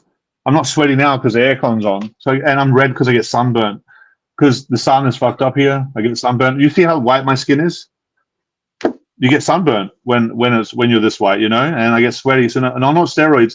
I do take TRT sometimes if I have the prescription in the country, but I would only take a low dose of 125 milligrams a week, and that's not steroids. Steroids is usually people that take double or triple that or even more.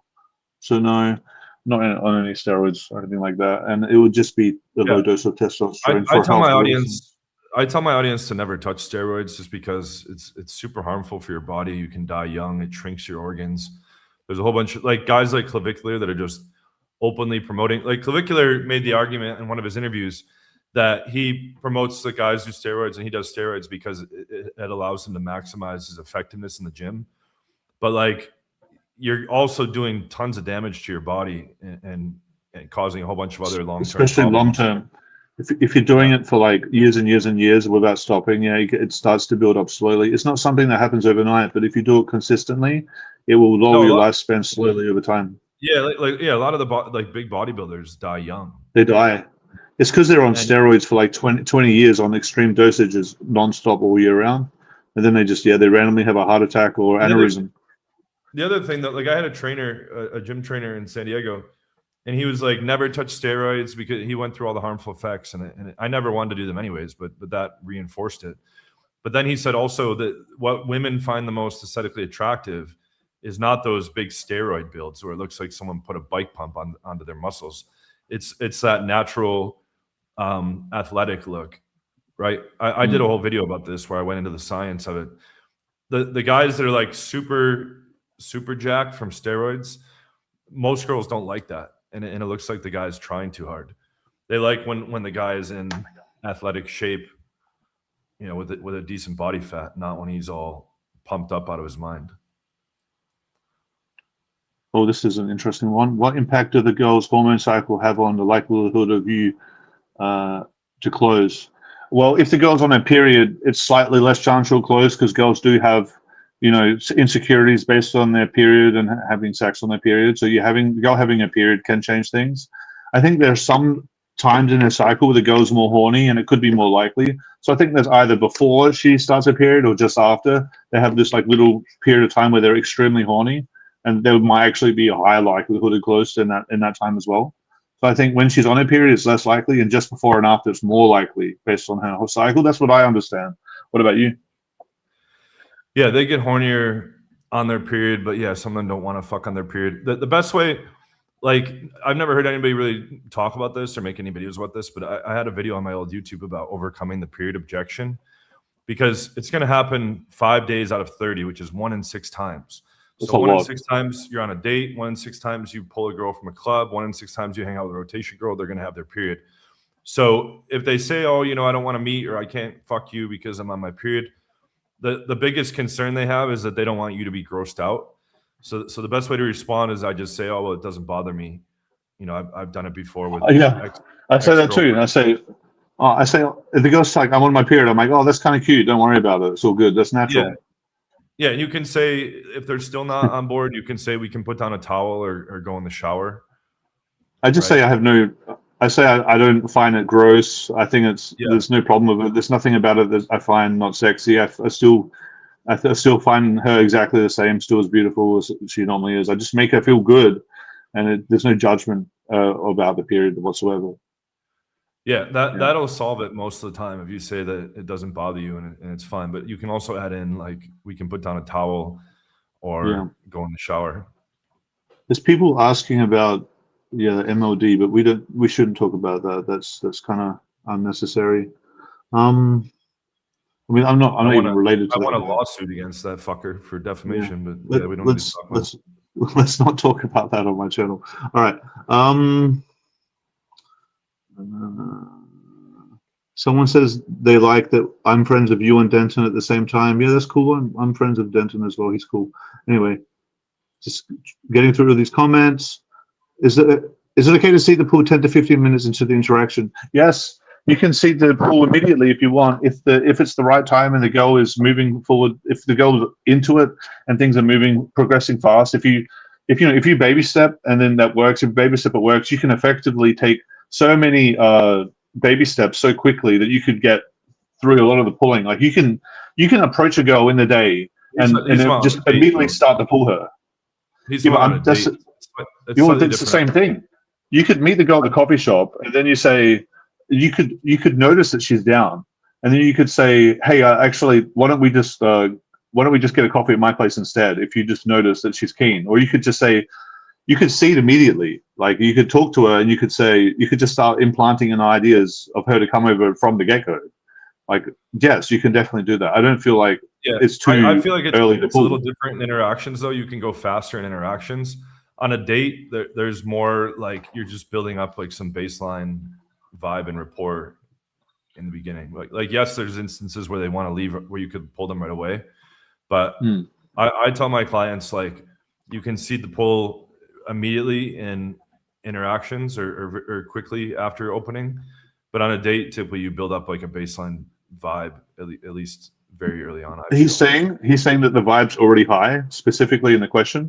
So I feel like in that circumstance, it's probably I feel like in that circumstance, it's probably okay because the vibe is already high. Like sitting down and saying, "Oh, we should hang out at my place after" on a date is more out of place than in an interaction. Yeah. Well, I mean, I think seating the pool isn't necessarily saying "let's go to my place." It's more so talking about something that you could then use later to say "let's go to my place." So it would just be talking about you say, look, I have a balcony in my place. You wouldn't say necessarily that we're going to go there, but you could say something like, maybe later on I will show you the view, and then you'd show a picture of your balcony or something, but you wouldn't necessarily say, let's go now. You'd just leave the idea open for later rather than try to pull. But yeah, I don't know. Like, I think if you do be on to go on a date and you're trying to pull immediately, it does give off the wrong kind of message for sure.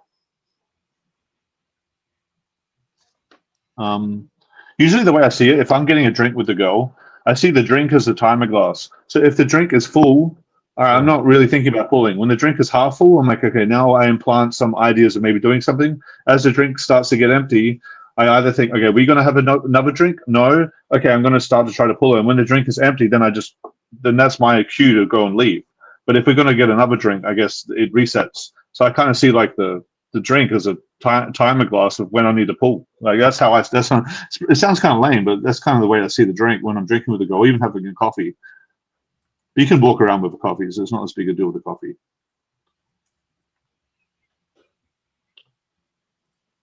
Any things you learned in the game? Okay, here we go. Any new things you learned in game recently that you improved? Well, for me, I've been, I've improving my the online funnels, the copy and paste messages a lot.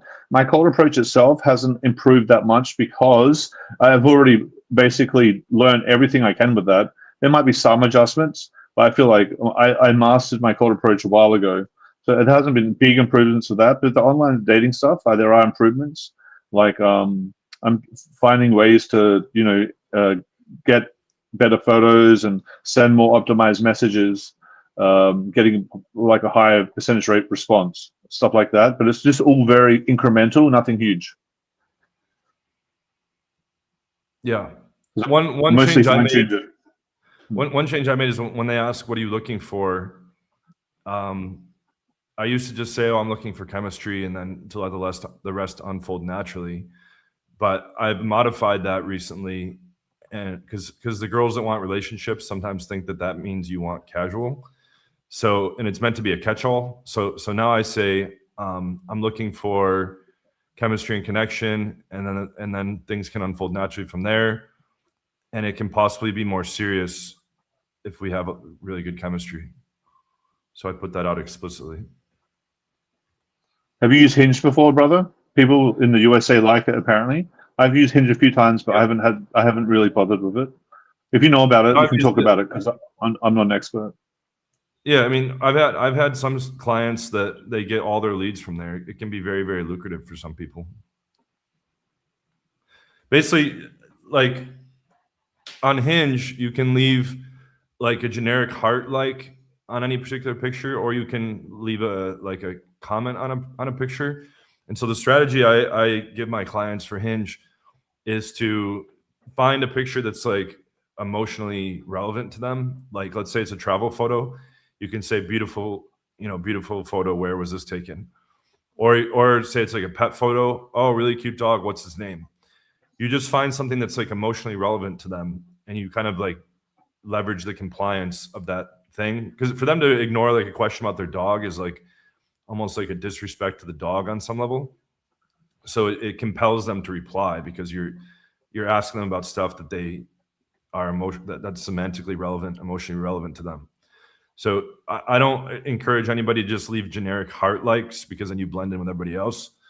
So I tell guys to go find a picture where you can ask a pointed question about, and that'll have the highest response rate.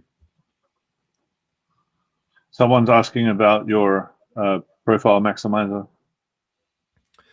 Yeah, you can email me at john@johnanthonylifestyle.com. We just completed that. I was mentioning on my last live. Our profile maximizer 1.0 was developed 4 years ago. It was 37 pages. The 2.0 we just finished a few days ago, and it's 115 pages, and it contains all the latest and greatest optimizations and strategies. And actually, my wife Liz wrote a lot of it because she's on the photo rating team to help optimize everybody's profiles. And I'm in a one-way open marriage, just for those of you that didn't realize. So I still have a side rotation of girls. One way. Yeah, one way. And it's a Because side rotation. Yeah, lots of guys are like two-way. yeah, that's weird. Two-way. But yeah, she's bisexual, so we've had well over 100 threesomes that we've tracked. But now these days, we rent a house in Brazil, in South Brazil, with our 3 French bulldogs, and then I have a side place that's close by where I bring all the side chicks. It's kind of the setup I have. So this guy's asking how much we spend on Tinder. I don't really spend that much, but you know, on occasion I might spend money on boosts, but I would never spend money on super likes or impressions. But boost is the most high ROI to spend money on. But you know, you want to be smart about it. You don't want to just waste all your money on boosts. If you do use boosts, you want to use it at the optimal time, which is 7 to 10 p.m. Yep. Weekdays. Otherwise, don't waste your money. Do not boost at 6 a.m. in the morning. You're wasting your money. Yeah, absolutely.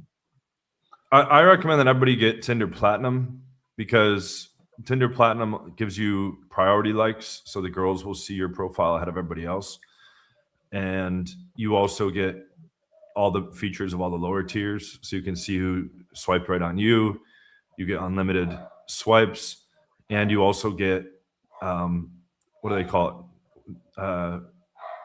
When you can like DM them, right? You can send like a limited amount of like DMs on the opens, which I'll reserve for the hottest girls, and I have scripts that'll like bait them to respond. In terms of boosts, I'm maybe doing like 1 or 2 a week. It's only if like the lead flow typically is like down a little bit and you need to like replenish a bunch of leads into the funnel, right? Like if you already have like a lot of leads, you typically don't want to boost. Yeah, it's just to get more leads. If you already have a lot of leads, focus on them. Men's yeah, I mean, at an alarming rate. Yeah, there's a lot of incels. I mean, that's because of the red pill, black pill communities kind of. I mean, I don't know what it is, but it's directly due to that. When Brad and I learned cold approach and mastered cold approach, there was no red pill, there was no black pill, there was no looks maxing obsession. Yeah. It was nuanced back then. It's different back then. Yeah, we were forced to just man up, go start approaching and master cold approaching, and it was difficult for both of us in the beginning.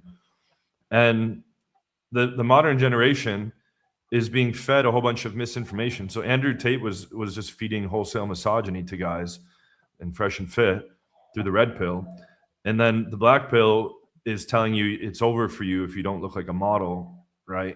But the thing is, I have tens of thousands of client success stories where the guys are average or below average looking, where they're very short, and ethnic, where they're in their 50s or 60s, where they have receding hairlines, etc.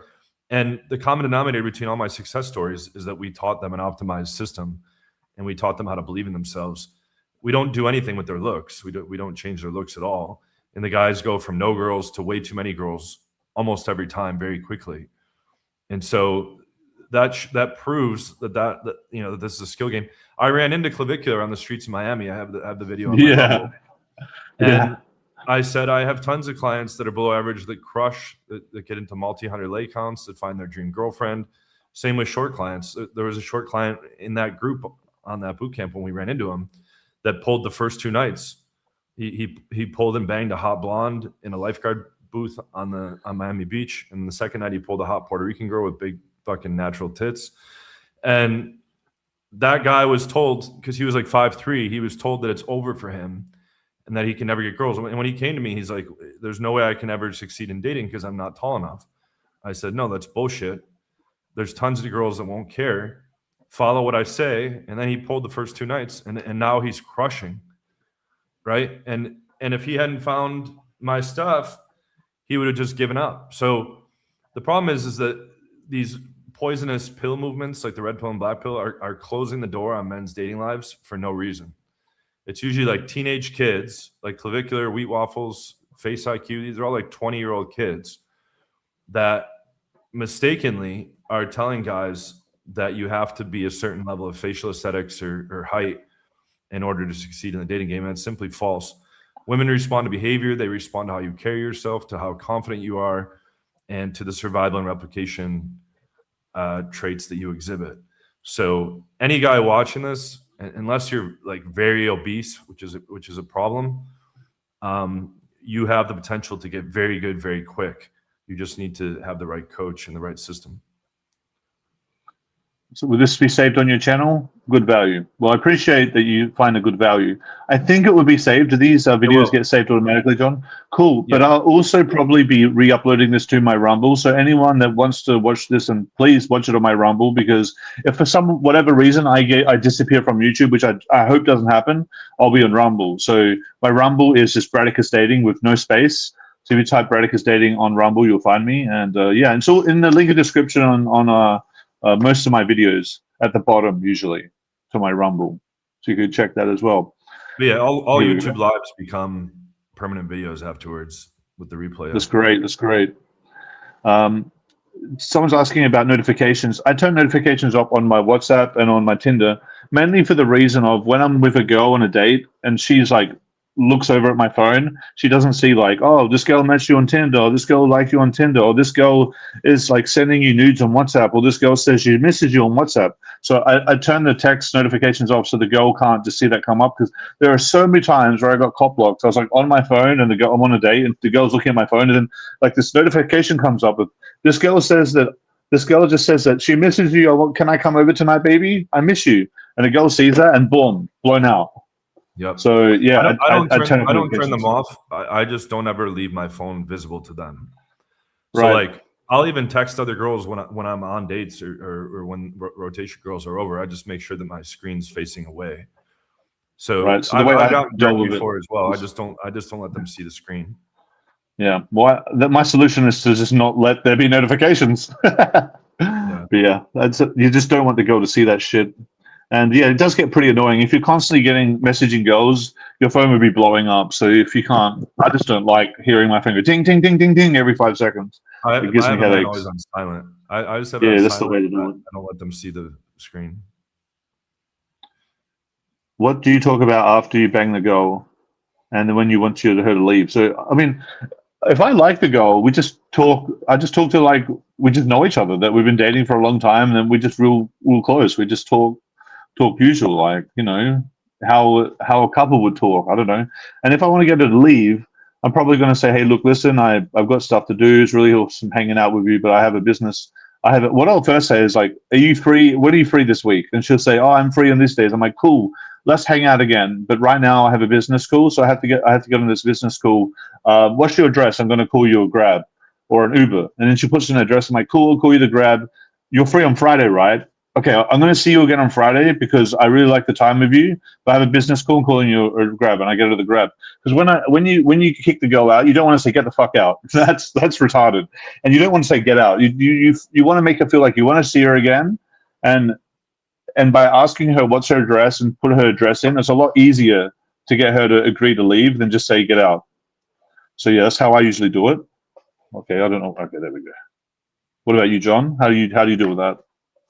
Yeah, I agree with you said. Set the next date before the end of the current date. That's pretty huge and critical because it saves you all the work of having to do that over text. So I almost always set the next plans before they leave. And then I also use work excuses. So I say, you know, my team's waiting for me on Zoom right now, or I have to go resolve an urgent problem with work. I say that programmers messed up our site and we can't accept payments, or I have to pick up my mom from the airport. Some BS. Yeah, it's some urgent excuse where like, hey, you know, I would like to keep hanging out, but I actually have to go attend to this shit right now. And then set up. And I try to make it sound believable. So that's why I say, when are you free this week? Cool, you're free. Let's hang out then. So then she believes I want to hang out with her again. Yeah, exactly. Yeah. So you set the next plans. And then I give them non-physical, non-sexual compliments about where we connected and bonded over. I really like that we both are into electronic music. I really like that we both, you know, are into the gym and Muay Thai and whatever else. Or, oh, I really like that we're both intellectual. We can connect about, you know, philosophy or psychology or whatever. So you make her feel appreciated. You make it clear that you want to see her again. And as Brad said, you just make an excuse about why you have to go. So other times, if it's not a work excuse, I'll say that my friend's having like a birthday thing and I have to go to his party or his barbecue. and they're waiting for me, or I have to go meet a group of friends to do such and such, and they're waiting for me. So there's a level of urgency, like you have to go now because I have to go do this thing right now, right? Because otherwise they'll just hang around, especially if you have, like, I don't even have a TV in my side place because sometimes they would just open up Netflix and like put on movies and shit, and then you're like stuck for like 2 more hours or something like that. Yeah, then sometimes girls want to sleep over and stuff, and it's just cool. I let girls sleep over, but sometimes I don't want them to sleep over, so I need to make an excuse for them to leave. So either I'd say something about work, or I have to meet my friends. I was promised them I would meet them to go to a club, or I have to pick up my mum from the airport, or anything. Yeah. Yep. But sometimes it's cool. I let the girls stay over. Sometimes it's all good. I mean, I'm not always trying to kick girls out. Sometimes I want the girl to stay. This question here: should we be romantic on the dates or keep it playful? And it's specifically drink dates. So I think, I mean, they're not like necessarily different things. You can be romantic and be playful and casual at the same time. They don't have to necessarily be separate. But I feel like being casual and playful is usually the way to go. But sometimes you can be romantic depending on the girl. Mm-hmm. Depends on what fits the girl's vibe. If she's like a club rat kind of girl, being romantic's not going to work very well. But if she's more meaningful type of person and she responds well to romance, maybe being romantic's a better vibe. So it's best to play it by ear. Everyone's different. Not every girl's the same. It's good to be flexible with how you go about it. Yeah, with dates, it's not a one size fits all. Like you have a general structure you're following, but you have to adjust to the girl. So if she's being receptive to sexual jokes, you can amp that up. If she's being standoffish or thrown off by sexual jokes, you can tone it back. Right? You build romance, like if that's the way that the vibe feels like going, but it's not like, oh, I'm going to go on a date, I'm going to try to be romantic. That's not the approach. So how many drinks do you buy to go on the first date? I would say 1 is fine. 2 if you want to spend a bit more time. But if it's more than that, you risk the girl getting too drunk, which is it's just 2 problems with that. If the girl's too drunk, you might run into the issue where she's too drunk to consent. God forbid, you don't want that. Next, number 2 issue is when girls get drunk, they're annoying and you have to babysit them. You don't want to turn into a babysitter. So those 2 issues. So and the third issue actually is you're spending too much time on the date. Like you should be trying to pull. Shouldn't be on the date for like 5 hours, 3 hours. 1 or 2 hours is fine.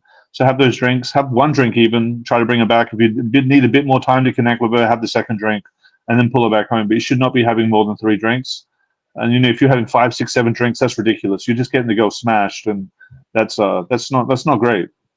Yeah, the timing thing is the biggest one. Like you want to be there 45 to 75 minutes, 60 minutes on average. So that'll typically be 1 or 2 drinks max, and you don't want to be staying much longer than that. Yeah, it's just and I don't like babysitting drunk girls either. It's just a nightmare. But yeah, I guess that's usually when guys are like drinking all night long, having like 5 drinks plus with the girl. And girls are usually more lightweight than guys are as well. I'm just trying to scroll these comments properly. You got so many questions, brother. When you go straight to the house dates, she's not wanting to close 15 minutes. In how long do you talk to her before telling her to leave? You're thinking about this the wrong way, because I feel like if you're thinking she's at your house for 15 minutes, if she doesn't close, you have to kick her out. That's not the right way to think about it, because when she's over, you're not usually having sex within the first 15 minutes. Yes, that does happen, but usually it takes half an hour, or longer, 2 hours. You got to give her time. You got to treat her like a human, understand her, and build up the connection, right? And if she's just not keen immediately, that's not the cue to kick her out. That's the cue to get to know her better.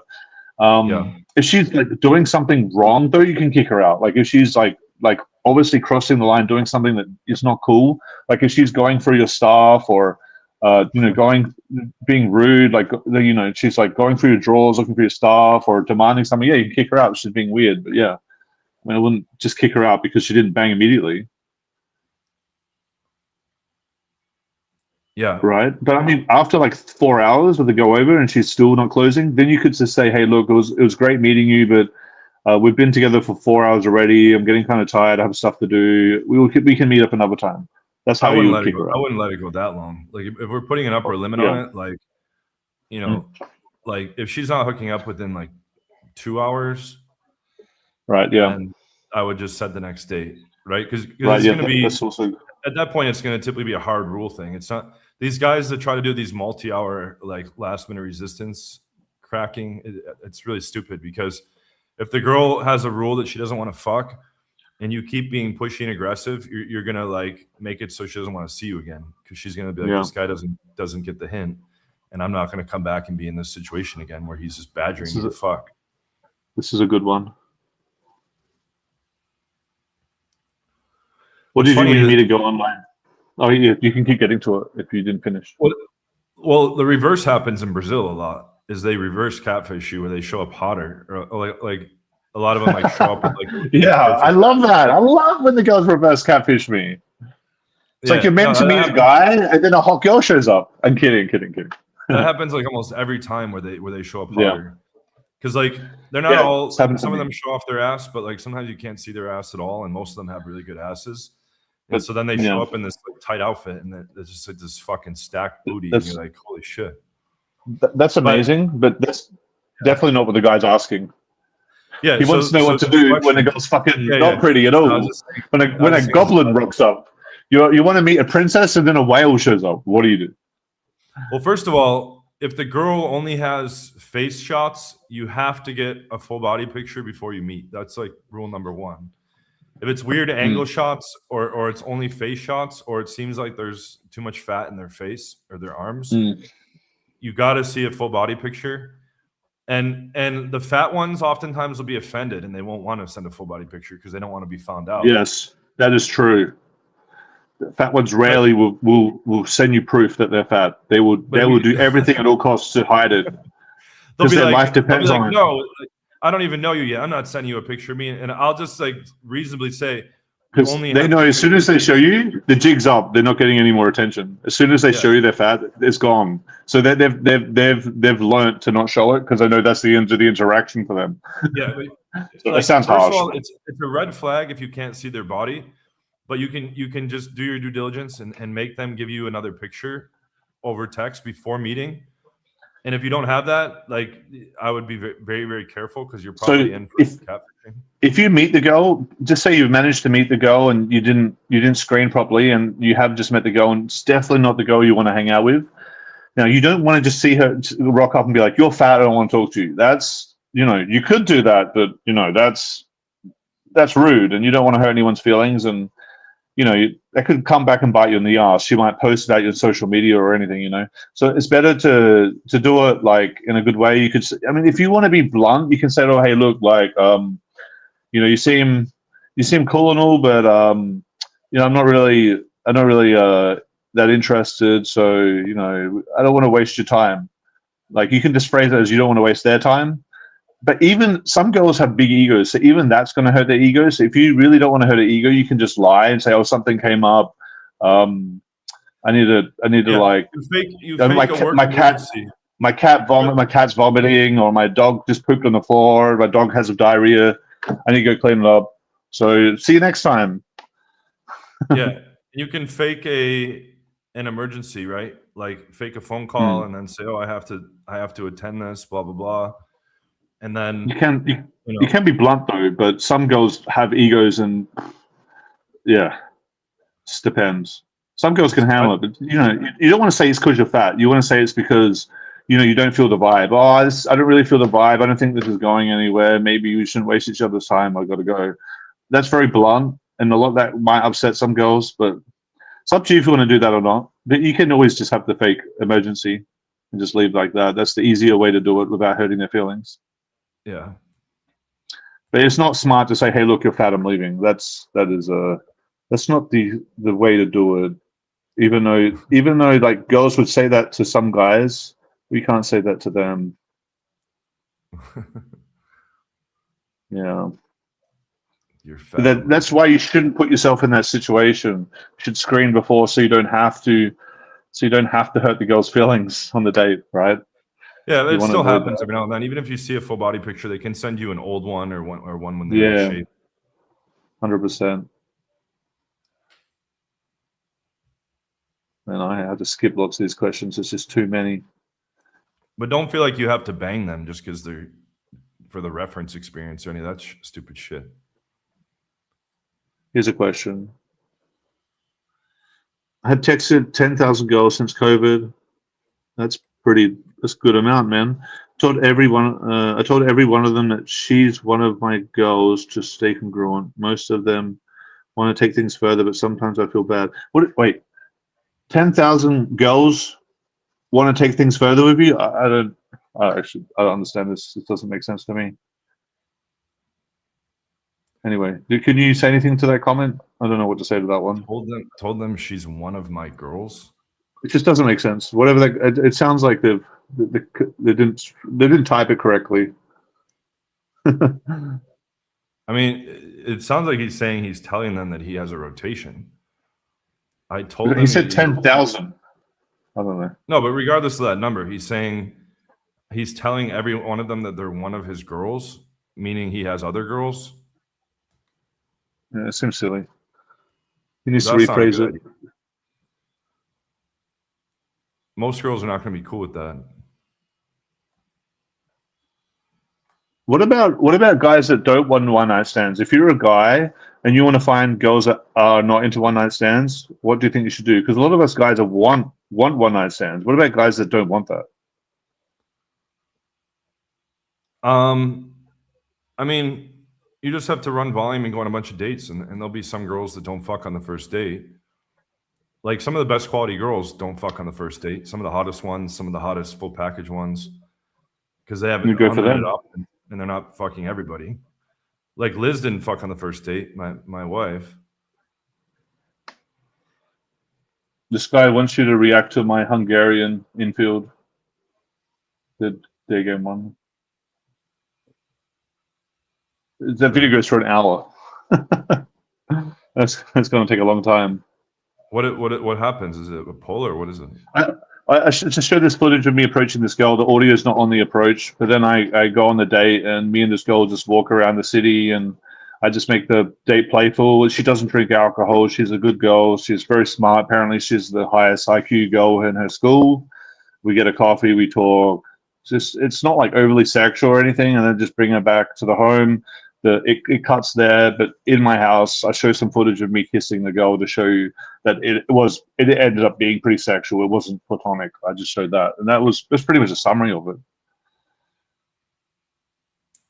Yeah, it's a Daygame one.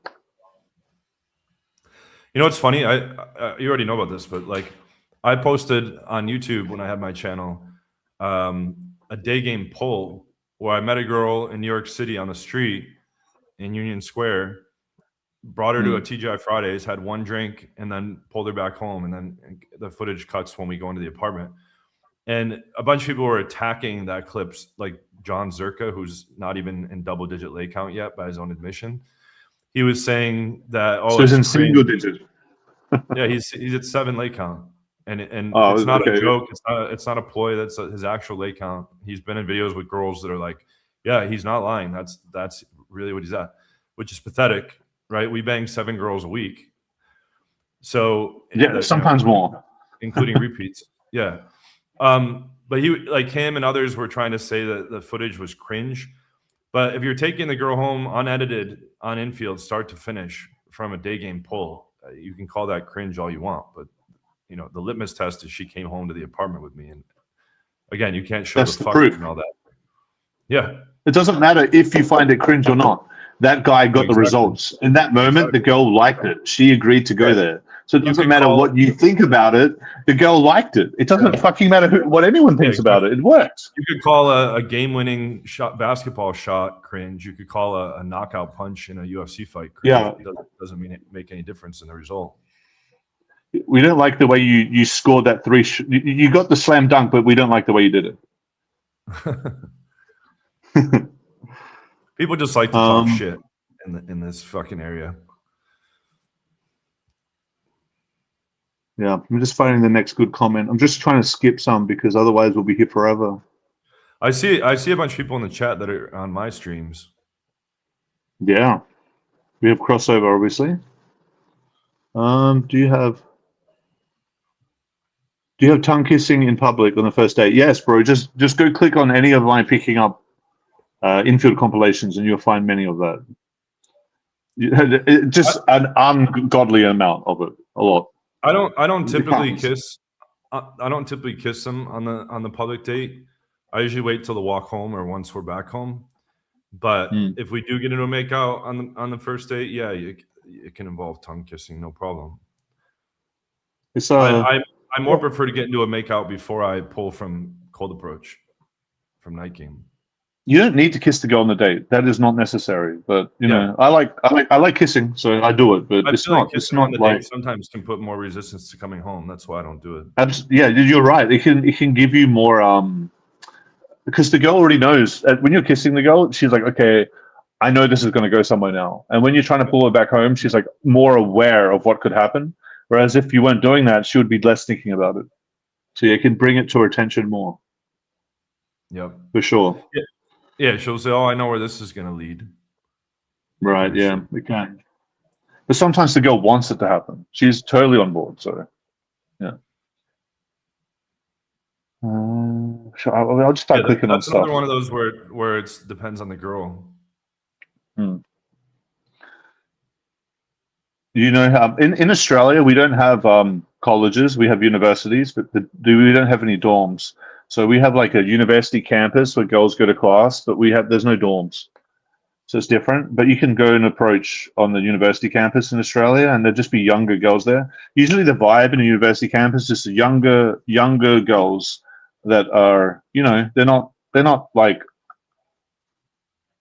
some of them are smart, some of them are not, but they're usually like a little bit more educated than the general population in the fact that they're going to university. But yeah, they're younger. So I guess it's a good place to approach girls because you get a good demographic. But I feel like I feel like going and if you're doing day game in the busy streets could be better, and going to nightclubs could be better. But university campuses are a good second option. And if you're in your 30s, I still feel like, yeah, you can game at a college if you're not attending. When you approach a girl, she's not like, "Hey, can you show me your college ID so I know that you're really a student here?" They don't ask that. Yeah, no one cares. The only issue is if you're like spam approaching the campus, the security might come up to you. But that's security, not the girl. Don't be a fucking idiot and make a scene. Right, where you're just like hitting up everybody, that'll very quickly draw attention. So don't draw attention to yourself, but you can say that you're a grad student or you're visiting a friend. Those are plausible excuses. This one sounds interesting based on the first few sentences. For Daygame, what are ways to elicit her to verbally commit to going somewhere with you? What certain questions should we ask? What should we do and say to get her to verbally commit to go on a date? So that's actually good. To getting the girl to verbally commit to doing something is making her part of the interaction. When a girl verbally commits to something, or a girl says something that she wants to do something verbally, she actively starts wanting it more. Because a girl could be very passive and just sit back and want something, but she doesn't really feel like she wants it yet that much. But when she starts to like say it, it reinforces in her head that she really does want it. So there is definitely, it's definitely very useful to get the girl to verbally commit to something rather than her just to passively agree. So when you're talking to the girl, just say if you want to get her to go for a drink, right? You could ask her like a preempting question. So if you want to take her to a bar, you could say, "What's your favorite alcohol?" And then she would answer that question, and then you could use that to get her to agree to come to the bar with you. That's a lot better than just getting her to come without that preemptiveness. That's something you can do. And when you're talking to the girl, using more pauses and speaking slower gives the girl chances to say what she wants to say. Because sometimes guys cut off the girl and they talk too fast, and the girl would say something like, "Yeah, I would love to get a drink with you. I'd love to go there." But since they're just trying to game, they're only thinking about game and trying to do. They don't let the girl talk, and the girl was just about to show interest, but you cut her off, and you didn't show the interest, and because you keep trying to game it. So that's another thing guys cop block themselves by just talking too much. Yeah, the way that I do it is I weave into the conversation whatever it is we're gonna do on the date. So, by the way, do you like wine? Yes, I love wine. Cool, let's grab wine in the next couple of days. Here, put your number in. And then I hand them the dial pad. They put their number in, and I say, okay, which day are you free? Which day? What's the soonest day you can meet? So it's, do you like such and such?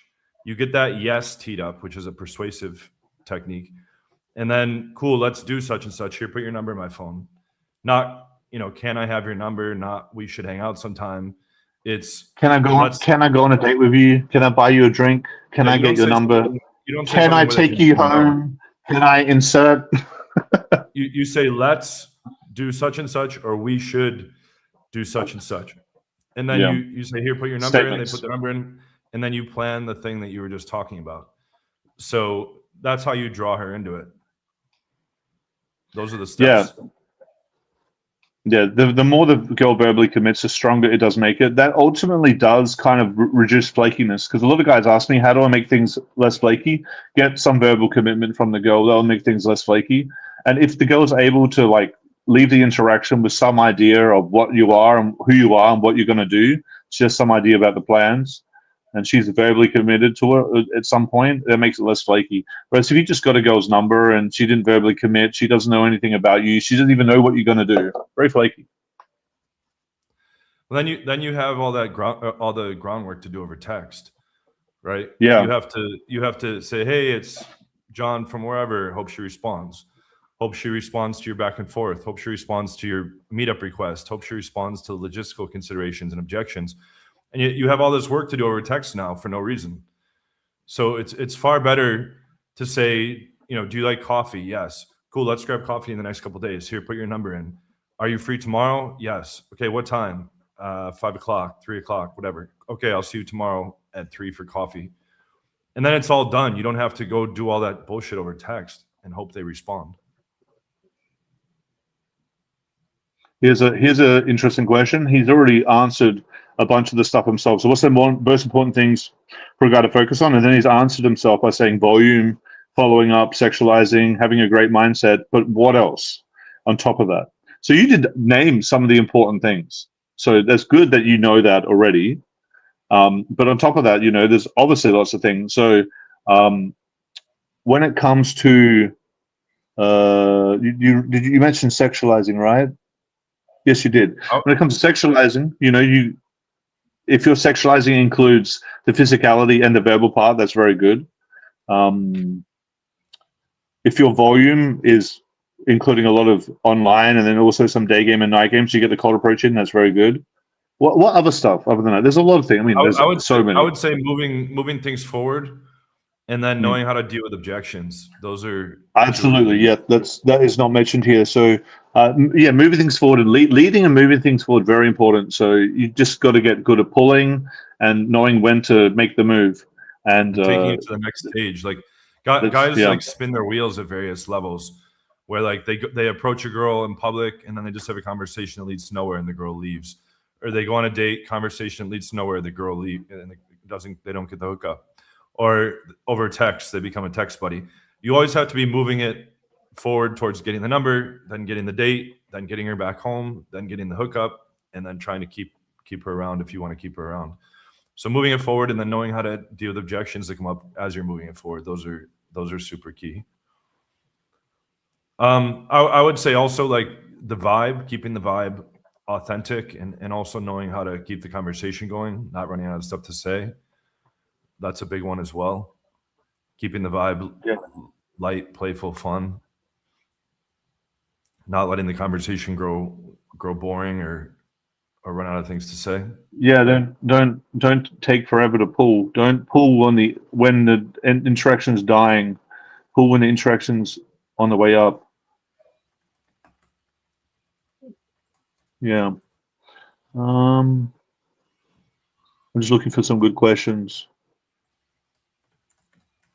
Here we go. When's the last time I did a day game session? Well, I did a day game approach probably 3 or 4 hours ago. Just before this live stream, I did a day game session. I was hanging out with this One of these guys that's friends with Matt Artisan, not Matt Artisan himself, but a guy that's friends with him, and I was approaching with him just before this live stream. So we were talking to some girls. So yeah, I was just doing some day game earlier. So I'm constantly doing cold approach. I find it very fun. I don't do it as much as I did when I first started because I really needed to get out there and do it like relentlessly to improve. But now I can do it more casually, and it's great. I don't need to do 100 approaches every day to get results. I can just do like a handful. I could go out and do 5 approaches or maybe 1 or 2 a day, and I have a high chance to hook those and make something happen because I just have a much higher confidence and better rate of making things happen. Obviously, it's not 100%. I'm not claiming 100% or even close to that, but it's much higher than it was before. So I don't need to go too crazy on the volume with approaching. Although I can, like when I do have students, I show them how you can approach very fast in a way that you don't blow out the club, that seems more fun and relaxed and cool, and you can approach really fast and get yourself out of your head. I show guys how you can do that because I used to do that a lot. But I don't. That's not my status quo. That's not like my normal state.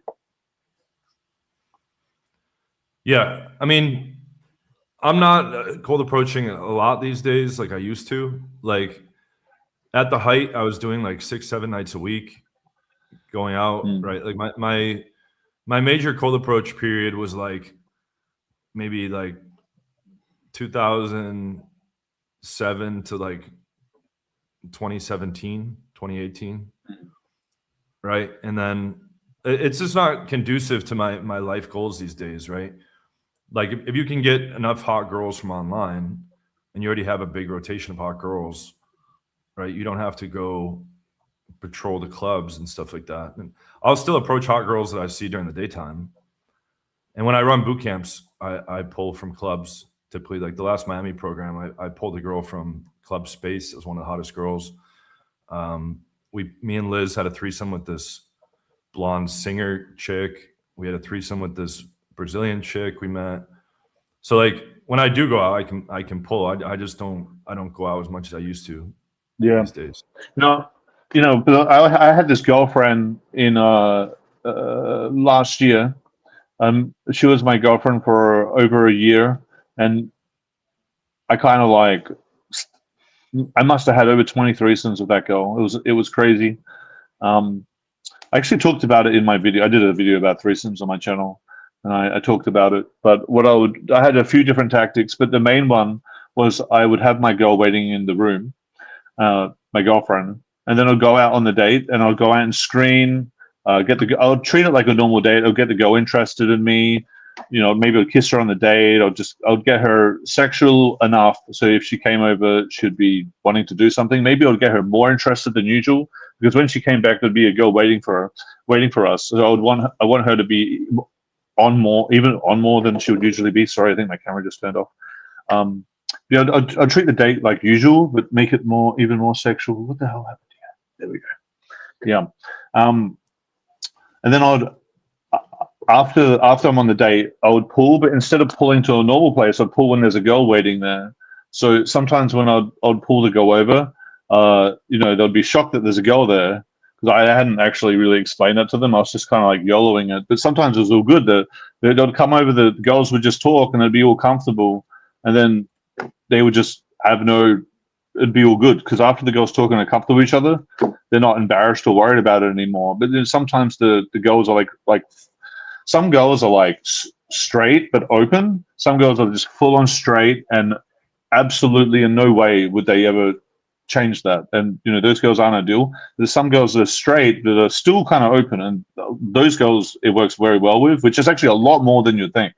Because you think girls that are straight won't do that, but a lot of girls that call themselves straight will go for something like that if they feel comfortable. So if you just go on a date with the girl and make her feel like awesome with you, and then another girl that also thinks you're awesome just happens to be there, and that girl's not jealous or whatever, or she's not trying to sabotage, it can work pretty well. Yeah, but I typically don't tell them typically the one thing I didn't do is I'm not saying, hey, there's another girl in my room waiting. Do you want to come back and have a threesome? It doesn't work. It's the same reason why you don't want to tell the girl you're coming back to your room for having sex. You can't tell the girl you're coming back for sex. It's the same reason you can't tell her you're coming back for a threesome. You can't really say that. You could say something like, actually, if you wanted to tell her there's a girl there, you could say, my friend is over and I want you to meet her. But you would not want to say anything more than that. Yeah. So basically, the way that I would run the threesome stuff is that like if we were out of the club, right, I would have my bisexual girlfriend or rotation girl go in and say to a girl like, oh, wow, you're really pretty. They start talking, flirting, whatever. And a lot of times they would get into a makeout. And I would typically come in after like a minute or two and say, hey, me and my girl think you're really sexy or you're really cute. And then, you know, they'd start kissing, and then I'd say, let me see how she kisses, or let's see which one of you kisses better, or you start triple kissing. And then you invite them back home, and there's typically little to no objections because they already feel safe and like you're vetted because this other girl already vetted you. But for online, I would just meet girls through, we tried to join Tinder, but it didn't perform nearly as well as just meeting girls one-on-one from my own Tinder. And like, absolutely, when they were getting ready, like the hour before, I would say, hey, I'm in a group of friends, and I showed them your picture because we're going on a date. And a girl in my group thinks you're really pretty. Do you want to see pictures of her? And they almost always say yes. And then I would send Liz's best pictures, and they'd be like, wow, she's beautiful. And then I'd be like, send the best pictures of you. And I'd be like, she thinks you're really pretty as well. And then I would say, she wants the three of us to meet. So it looks like a request coming from a third party. And I say I'm in a group of friends because I don't want to say, oh, I'm in with this girl one-on-one, because then they're going to think, what's he doing, right? So it just sounds like this spontaneous thing where I showed a picture and a girl in my group thinks she's pretty and wants the three of us to meet. And they'd almost always say yes. And they're already like getting ready anyways, right? I would tell them like just before they finish getting ready, or like even sometimes when they're on the way over in an Uber. And then if they're like, no, I'm not bisexual, or no, I don't want to meet her, then I say, okay, the two of us will meet. We'll just meet. Yeah. Right. But that's how we step along. I didn't do it like that. And if they're like, oh, I don't know, I don't know if I'm down for that, or I've never done that before, I say, well, let's just meet the three of us with no expectations and see how it goes. Right. And then you just warm them up when they're at the house. I did things differently. I just went on the date like usual, and kind of asked some screening questions on the date, like ask them if they've ever done anything with a girl, or maybe I'd show some photos of the other girl to see if they like her.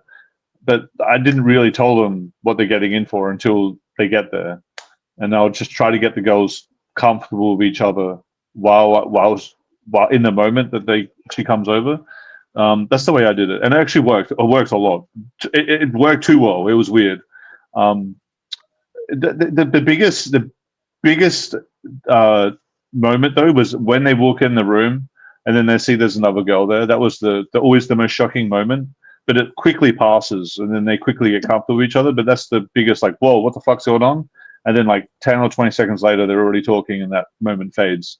That was the only like real like, oh, like the girl's going to get shocked. I thought that maybe I could say to the girl, "Oh, there's a girl in my room. You're going to meet her or whatever." But I feel like by introducing that before, a lot of the girls would opt out before coming over, which would otherwise maybe talk to her and feel comfortable, and then actually be open-minded. But if I was to warn them before, they would just not come. And I feel like it's similar to when you're bringing a girl over. You don't say to the girl, "Hey, I'm bringing you over because I want to fuck you." You're saying, "I'm bringing you over because I want to hang out with you and get to know you more." So it's kind of like that. Because when you're introducing her, when I'm introducing her to the girl, I'm not forcing them to do anything. I'm just seeing how they are together. And if the girls are comfortable with each other, I already know that they're both attracted to me because I already went on the date with a girl and she's wanting to come home with me. So I ultimately know she wants me. It's just like, can I get it to happen all at once? Yeah. That's the way I went about it. It's kind of different though, because they're very different, but same result. There's a question on the screen here. Let's remind guys again one more time. If you guys want to coach with us, there's a link down in the pinned comment and in the description.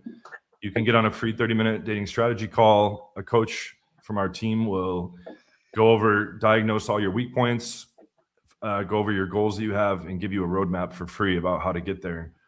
And then they'll give you options on how you can coach with both of us as well. We have a combined 60,000 phone numbers between the two of us. We have close to 3,500 body count. So, you know, we've seen and done it all many times over. We're two of the, you know, best and most qualified people for getting chicks in the world. There's not even many people anywhere close to our level. Yeah, it's not many guys up there. I don't know. When I say not many, I don't know if there's anyone else, but yeah, or whatever. Did you say 2.5 million city size is good for game? Tourism levels on the low sides, however. 2.5 million is pretty good. That's a pretty big city. I would say anything under 1 million is pretty small, but 2.5 million is great. You know, but when you get to 8 million plus, then you got like really huge volume, which is great. But yeah, 2.5 million. I tell guys shoot for 1 million or more. But if you can't get 1 million, shoot for at least 500,000. Once you get down to like 200,000 and below, it can become more difficult to run volume. When you get above 5 million, it starts to not make a difference anymore because you can't even capitalize on that much volume. It's just like excess volume. Yeah, São Paulo, New York City, London, it's just unlimited. You can't. Yeah, it's like it's at that point you can't even. It's just too much options. Doesn't even matter if it gets bigger anymore. I'll just click some random stuff to put on the screen.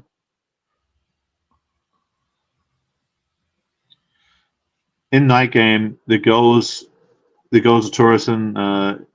In a town with her friends, 3 or 4 days, should we set up a date or pull immediately?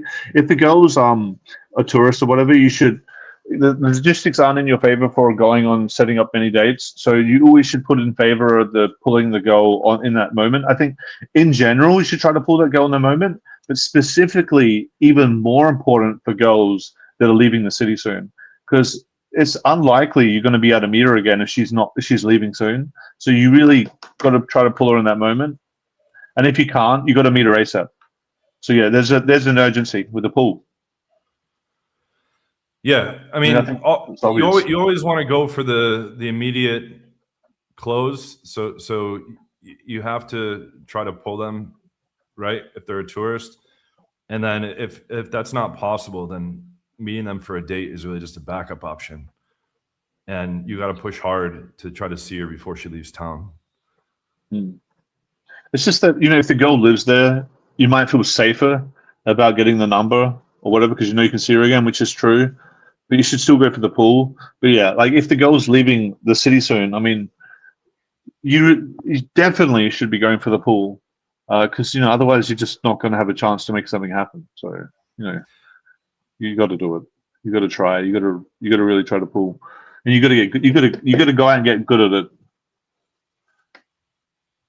Here's a pretty good point.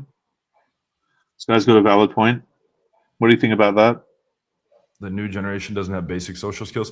It's because of all this obsession with looks maxing. So looks maxing has already been around for well over a decade. It was just reserved for like underground incel forums, underground black pill nonsense forums. And with the rise of clavicular, it's now been thrust into the mainstream, and they're not placing any emphasis on the game component. And they even try to make fun of the game component, and he calls it jester maxing. So if this new generation thinks that game strategy and tactics is being a jester and doing jester maxing, which has a negative connotation, they're putting the whole equation on their looks. But you and I both know if you had 100 good-looking guys versus 100 average guys that we trained, our students would just mop up the results and absolutely dominate because women respond to behavior. Right? Being good looking doesn't teach you how to text. It doesn't teach you how to run an interaction. It doesn't teach you how to run a date or how to sexualize so you're not friend zoned. When I teach students and I see the results, I'm very proud of them, of what they accomplish and the goals they can meet. And when I see my students pulling, like after I coach them, I see the quality of goals they're getting. I'm very happy for them. Like it's good. And I know that most guys out there can't even pull like ugly goals. So it's just like, not even comparable. There's one of your students in the chat. What's he saying? A comment towards the bottom. He said that he just came back from a date, kissed heavily.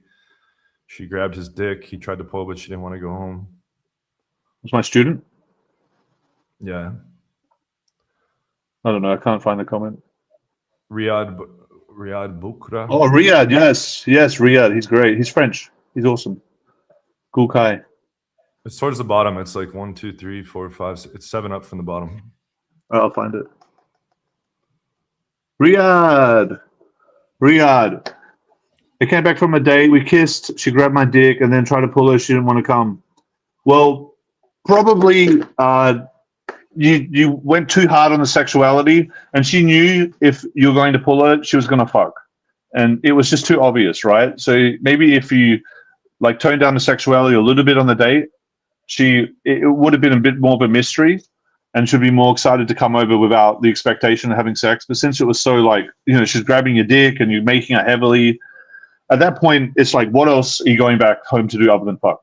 So it's like the girl has to reconcile, I'm definitely going to fuck this guy if I come over now. So yeah, it's probably too much for her. If you didn't go so full on, you probably would have had more of a chance to pull it honestly. And then she definitely would have fucked you because she likes you, obviously. So the best way to do this now is to try to meet up her again and, forget that you went all that sexual. Try to make her comfortable again and make her feel like you actually like her and try again. I mean, this date's already gone, right? She's already left home. So I guess you just got to go for another date. You need more details. You need more details too. It's like, what were the objections? Yeah, I can just imagine though. So Riyad, if you want to follow up with more details, you can. But we'll get to some more. We'll get to some more questions. God, there's so much. I skipped so many questions here. There's so many. Right. I already answered that one. I'm trying to.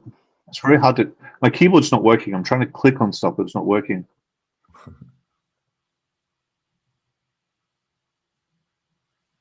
Oh, here, this one's funny. All right.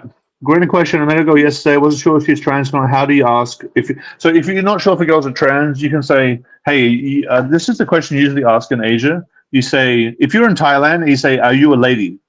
And any girl's going to say, yes, I'm a lady. But if the girl's not a lady, she's a lady boy, she says, I'm lady boy.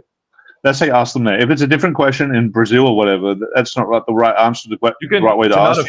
Not offend them. Just say, my friend said you look trans. Yeah, well, I would say I will ask them. I was ask them if you want to ask them directly, you can say, "Are you a biological woman?" But you want to say, "No, you don't want to offend them or whatever." So you want to ask them respectfully. But yeah, the signs to look out for is ladyboys are obviously taller because they're men by birth. Sometimes they're very short though, so that's not the only sign. They can have an Adam's apple, not always. They have bigger hands than usual, but not always. Their voice is deeper, but sometimes they make a more feminine voice. Specifically, they've been taking estrogen for a long time. Another thing is they're very sexual. Ladyboys are very direct and sexual, like you're talking to a guy. They're going to be like, "Where do you live?" They're going to be more physical. They're going to touch or they're going to want to fuck you more. They're just going to be like too easy. So that's like a sign. There's some girls, just because a girl's too easy doesn't mean she's trans. It's just like a combination of factors. They have bigger shoulders on average. If you're really unsure, ask to see their ID. And if the fact that they won't show you the ID could be a red flag. But if they show you the ID is clearly a woman, yeah.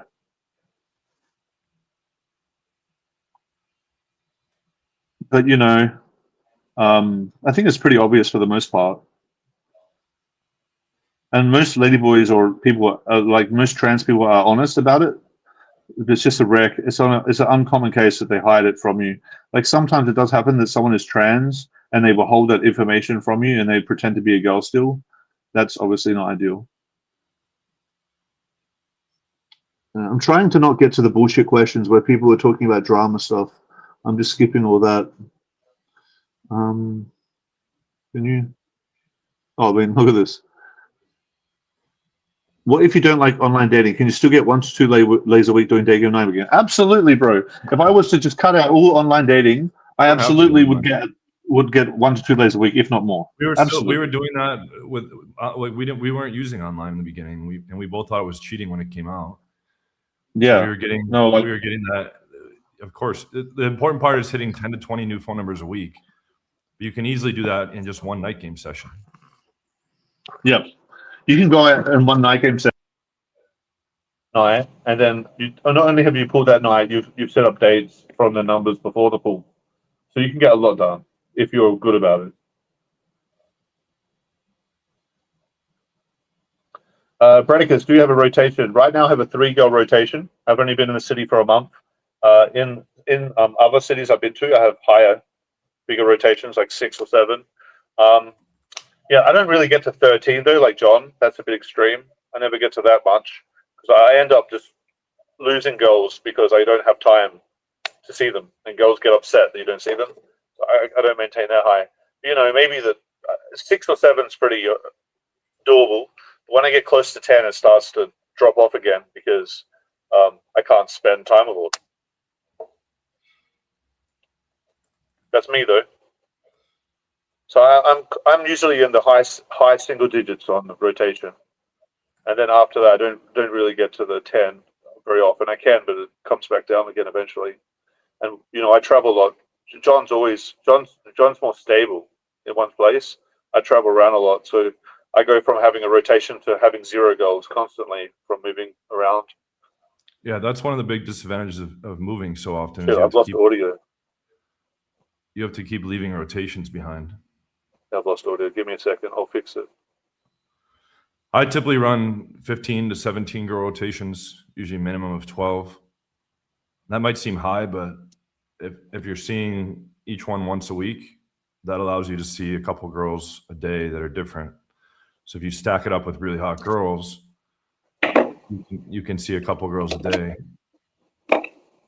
and keep cycling through and also fit new ones in. Yeah, keep talking, brother. I'm going to fix my audio. So you can put about 1 new girl on rotation per week. So if you're starting from scratch or you move to a new city, you can build up a 4 to 8 girl rotation in 1 to 2 months. And then you just see each one once a week. I've always been a huge fan of rotations. I think that's the whole point of doing all this, right?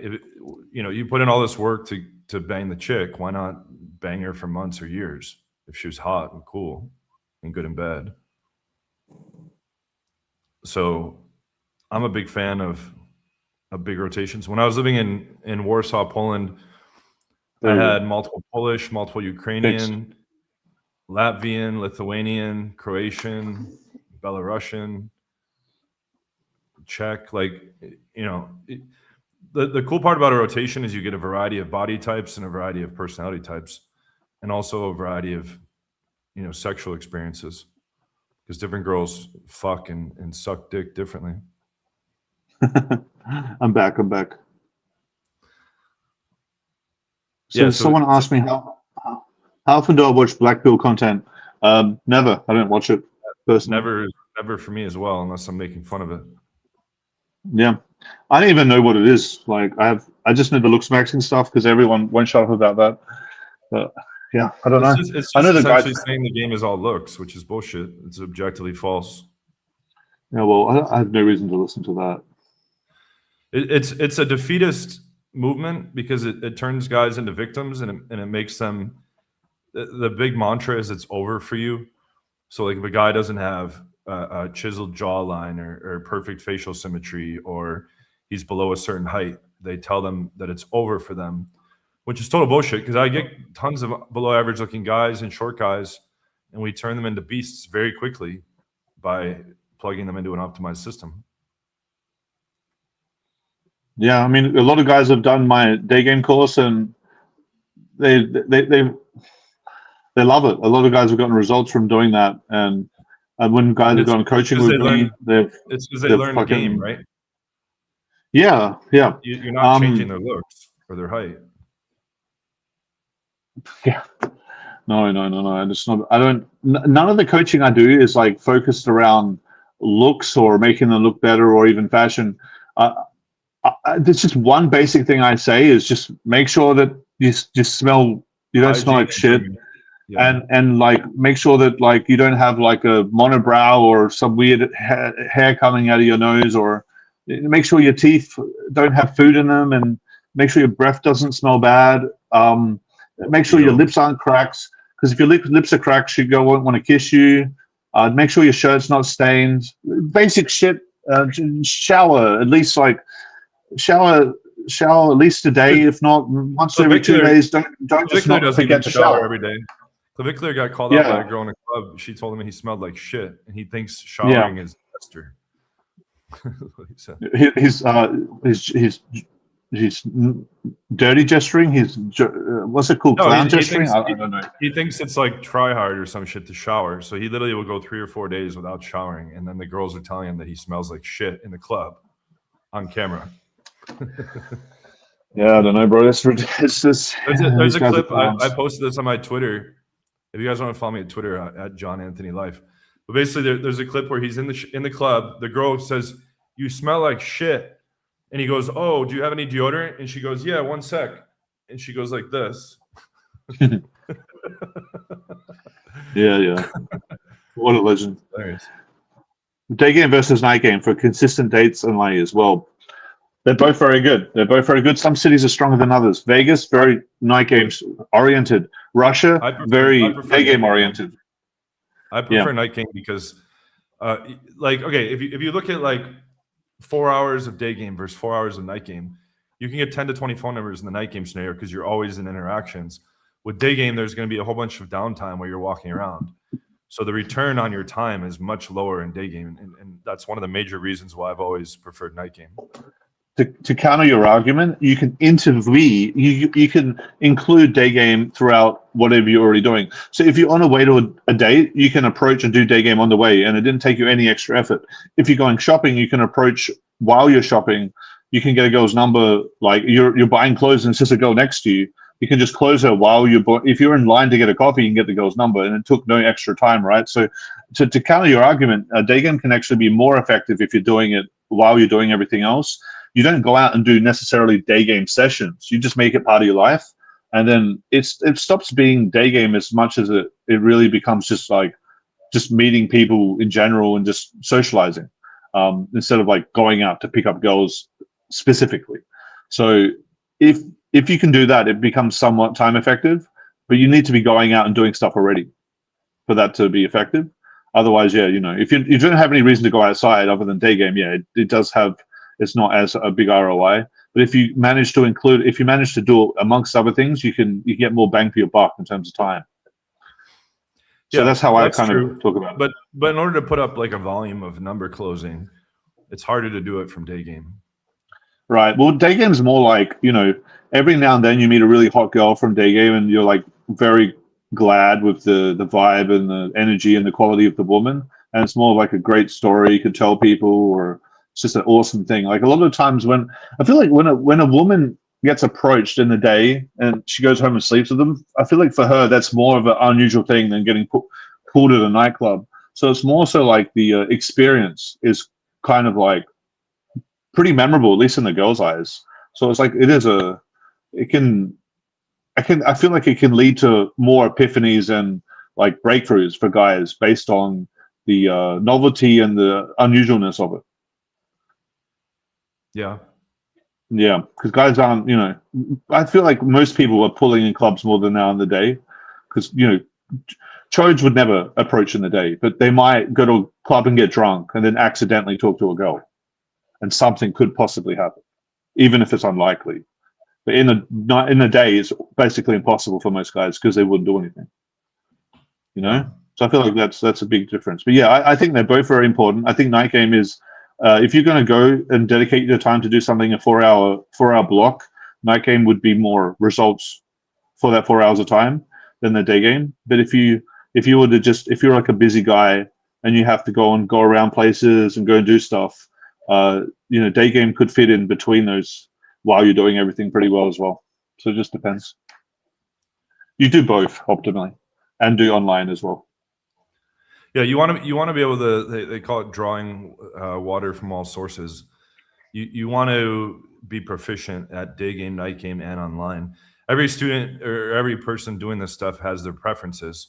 Like I get clients that don't want to do any online, or they don't want to do any cold approach, or they don't like clubs and they don't want to do any night game. That's fine, but you should still try to master all three so that you can be a jack of all trades. At the end of the day, the important part is just getting that 10 to 20 new phone numbers per week, regardless of the source. Here's one about paying for the first date. I think it's talking about the drinks or the taxi, which I think is expected. I think when you take a girl on a date, it's more or less expected that you pay for the girl's drinks, and not necessarily a taxi. It's never expected you help with the girl's taxi. That's more of a friendly gesture. But the drinks, I feel like, is somewhat of an expectation in today's society, which is fine. I'm okay paying for the drinks. But when it comes to like the girl ordering more than she needs, like if she starts ordering like expensive food or something, then I draw the line and say, no, I don't want to do that. But if it's just drinks, totally okay. I'm not going to argue about who's paying for the drinks. That's just stupid because I might cop block myself for like $7. I mean, why would I do that, right? But if the girl's trying to order like a $50 steak, hell no, she's not doing that. It just depends. Yeah, I think guys should pay for the first date. It's expected since you're like the dude and you invited her out, and it can cause problems. Like I used to try to split, like when I first started game, I used to try to split all the first dates. You could block yourself. Yeah, there's a certain percentage of girls that'll blow it out, or they'll hold it against you and not want to see you again. Yeah, and it's just for $7. You literally you can keep the dates. Did have sex to save $7. Yeah, do one coffee or one drink, and it keeps the cost very, very low. Right. So that as long as you're not. I mean, yeah, as long as you're not going on dinner dates, it's all good. But if you're going to dinner dates, that's where it gets iffy. And going to dinner dates sucks anyway. So I don't even recommend it regardless. So, yeah. There's no reason to invite the girl for a dinner date on the first date. Yeah. Guys are always asking me to come to India. Say something on how to game. Bro, I don't have anything to say about India. I'm just putting it up to show guys. Guys always ask me about India, but bro, I'm not going to India. There's no reason. I don't find the girls attractive. It's like if people get food poisoning there, it's like there's lots of scammers, and it's just like, why would I go to a place I'm not into the girls there, and I don't have any students to coach there? There's no point. Guys always ask.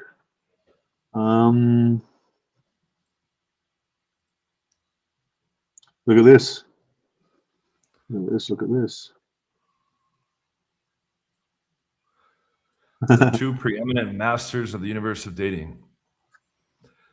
Yeah, I mean, like we have by far the most proof between hidden camera Infield and the amount of receipts we have with hot girls, like way ahead of everybody. Like most people have zero proof and very low body counts. They've never banged a hot girl. Most of the coaches. Well, the industry is mostly a joke, unfortunately. How do you see the pool during the date? Do you need to go to be horny? You do not need to go to be horny to see the pool on the date, Riyadh. You just need to go to be interested enough to go somewhere else with you. She just needs to be interested enough with you to leave the venue with you. She doesn't have to be horny at all. And it almost is irrelevant if the girl's horny or not, because she doesn't have to be horny now to be horny later. So it doesn't matter. Sometimes the girl being horny too early is a problem. You don't want things to get overly sexualized too fast. You want to leave that for later. So yeah, seating the pool is basically when you talk about doing something in the future that could be something you could do at your house. So you could seat the pool by talking about if you're asking the girl what's her favorite Netflix films, what kind of movies she likes, what's her favorite food. If it's her favorite food, you could talk about what you like cooking, and then later on you could go and cook at your place. If it's Netflix, you could talk about different movies. You could go watch them at your place. If it's seeing the pool, about your balcony, you could say you have a balcony or whatever, and later on you could say, let's go to my balcony, have a drink. Just stuff like that. Or if you have a dog, you could talk about your dog and then go and show her your dog. It could be anything. You know? Yeah, it says any excuse to go back to your place that's not sex. Yeah, as it can't be sex. And the girl doesn't need to be horny to see the pool, no.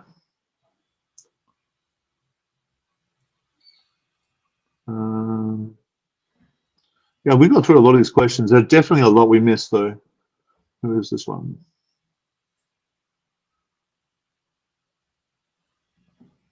If a girl is down for a threesome, but you only talked about it once, what would you guys do?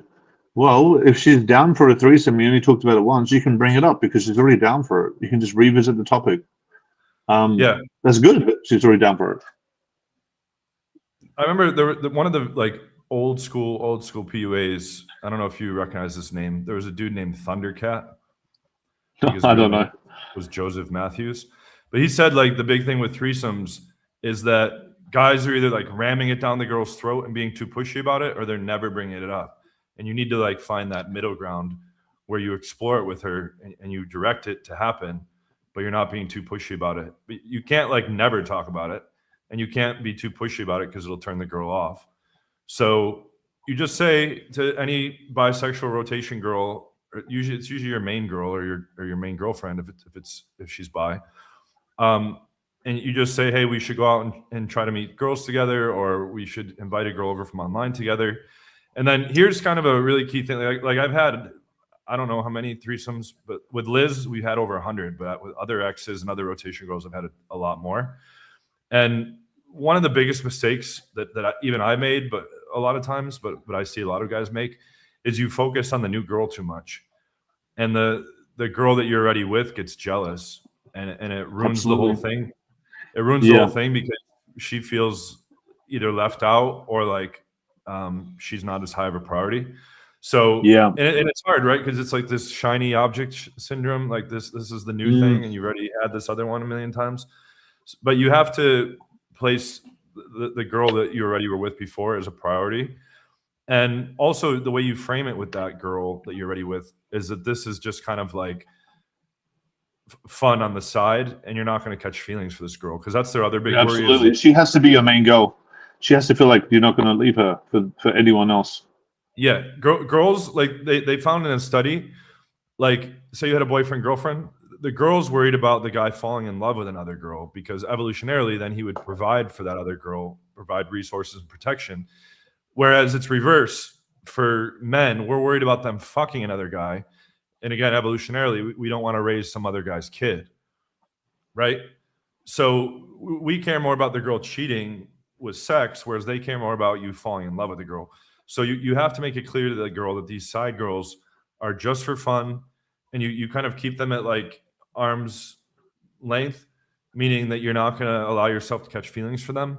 And even with my wife Liz, like with the side girls, I don't go out on romantic dates with them. I don't do sleepovers with them. We have like some basic ground rules, right? No romantic dates, no sleepovers. And you don't allow yourself to like be catching feelings so that you become like romantically involved. But in a threesome, you have to give enough attention to the original girl and not fully neglect her and just be all over the new girl. I remember when I was pulling threesomes with my ex, there were a few circumstances where like the new girl that came in, I was very into her, and I was just like doing stuff just with her and kind of like ignoring my girlfriend, and she was just sitting there, and she'd like storm off to the bathroom or get really annoyed, and then I'd be like, oh fuck, I know what just happened. I'm like way too into it with the girl. I mean, I'm not even paying attention to my girl. So yeah, she's gonna get real upset. You have to really give your main girl a lot of attention. You can't just only focus on the new girl you pulled and forget about your girl, because it's gonna make her feel very insecure. Yeah, like so. Yeah, one of the first I fucked up on that a few times. Yeah. One of the first threesomes I ever had, it was a bisexual girlfriend. Like I had just learned the formal game with Mystery Method. I pulled this hot redhead chick, banged her, ended up making her my girlfriend, and then she had this super hot friend that wanted to come visit us, and it was kind of implied that shit was gonna go down. And then in the threesome, I was just like going hard on the new one, and the girlfriend chick like left the room at one point because she was just too jealous and too annoyed, and we like kept going, which like made it worse. And then like we all started hanging out again, and then like the girl went to the new girl went to the shower, and I went to the shower, and we started fucking in the shower, and she came and like saw us fucking in the shower and was all upset again. And then like the girl slept over, and in the middle of the night, I ended up fucking the girl one-on-one in a different room in the middle of the night. And then afterwards, like you end up in a fight with your chick, right? Because absolutely, and she doesn't. She goes all silent and doesn't want to talk to you for a while, and yeah, and then she gives you attitude. Yeah, and she goes all cold on you, and if you talk to her, she's like, like she does that. Yeah, it's lame. It's you gotta give her some attention so that doesn't happen. Yeah, you gotta really balance the attention between both of them, and specifically to the one that you're with even more. You know, otherwise you get that bullshit happening. You know, and the girl, you know, it's rare to find a girl that lets you have threesomes. So you really gotta reward her behavior for letting her. For being okay with that in the first place. So it's not common a girl even will let you do that to begin with. So it's quite a good catch when you find a girl like that. You can combine rotation girls as well for having threesomes. You can just say, hey, you know, I have this friend, she's bisexual. What do you think of her? And you show the one the picture. Oh, she's cute. And then you show the other one the picture of the other one. And you say, oh, maybe I'll hang out sometime. Like in 2021, I was living with Liz, and then we had at one point 3 other Brazilian rotation chicks in the house, and so there was 4 girls in the house, and then I still had a side rotation, but we would have girls that we would invite over, and we would all hook up together. We had multiple girls like that, and so I don't remember what my point was there. It's all good, brother.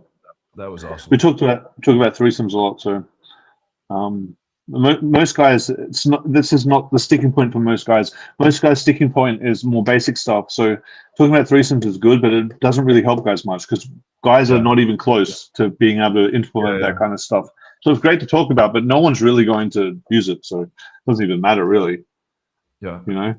This one here that you have up, this is one of the biggest mistakes. There's like 2 major mistakes guys make on dates. Number 1, they're not sexualizing enough or at all. And then afterwards, you hear from the girl, I didn't feel the chemistry, or I don't see this going anywhere, or whatever. And that's almost always because you didn't sexualize. So we'll cover that in a minute. The second big mistake they make on dates is they don't invite the girl home properly. And that's the seeding the pole stuff that we were talking about. So what you can give your input, but the way that the way that I have my clients sexualize the dates is treat the girl like you're already sleeping with her, or like just how you would treat a girl that you want to sleep with versus a woman that's off limits. So let's say you're out with your brother's girlfriend or your boss's wife. You're not going to be eye fucking them. You know, hopefully not. You're not going to be making suggestive remarks. You're not going to be complimenting her outfit or her body. Whereas if you're out on a date with a girl that you want to fuck, you would do those things. So I tell my clients, like, you can make sexual innuendos. You can say, that's what she said. So she's like, today was really hard. That's what she said. Today was really long. That's what she said. Right. Or if they're like, a lot of them rub like the wine stem, the glass, like the wine, like they start rubbing that during the date. And I'll be like, you know what that looks like? Right. Or when they drink out of a beer bottle, they'll be sticking their tongue into the bottle first a lot of times. So anything that looks sexual or that you can comment on, she said, you can twist sexual. But then guys get caught up on it and they're just trying to wait for the right place to like twist something sexual. But it's really just, how would you treat a girl that you're going to fuck? So it's looking at them a certain way. Like I'll be sitting there like kind of eye fucking them a little bit. It's the physicality, kicking them playfully under the table, poking them on the side when you make a sexual joke. And you can compliment them about their body, about their outfit, etc. So those are all things, but it's not just sexual innuendos. It's how would you treat a girl as if you were already fucking her? You would make certain comments. You would look at her a certain way. You would give her certain compliments, and that's really the solution. But what would you say? So when I think about this, the way I think about this is I see when you're sexualizing a date, there's different ways to do it, and some girls respond better to other ways than others. And for guys that aren't sexualizing dates at all, you want to at least be trying to sexualize one of these areas at any given time. So you can sexualize things verbally, you can sexualize things physically, you can sexualize things via just proximity, and you can sexualize things with just escalating logistically by just moving things forward. So if you're not trying to pull the girl in this moment, you want to be making things a little bit more sexual. You could be verbally sexualizing, and if you're not verbally sexualizing, you could be physically sexualizing. You could be doing all of them at the same time, but you want to be doing at least one of them specifically if you're working on making things more sexual. So if it's verbal, like you say, you can use that. So what she said jokes. You can misinterpret things she says to be more sexual. You can overtly say sexual things. You could say something like, "Don't look at me like that." You falsely accuse. With proximity, you can just sit closer. With physicality, you can touch more. You can hold hands. You can kiss. You can come in and come out. So when you're being physical and you want to get sexual, you can come in close to the girl and build sexual tension like that. And she's like, "Is he going to kiss me?" And then you move away and don't even do it. And she's like, "Whoa!" Like he got so close and didn't even do it. So you can have this rhythm with a girl is like you come in and do something sexual and you release it before you even do it, because sometimes the most powerful moment of the sexual feeling is not the actual the act of kissing or doing the thing itself. It's the moment just before that. So just before you kiss the girl, that might be like a big moment.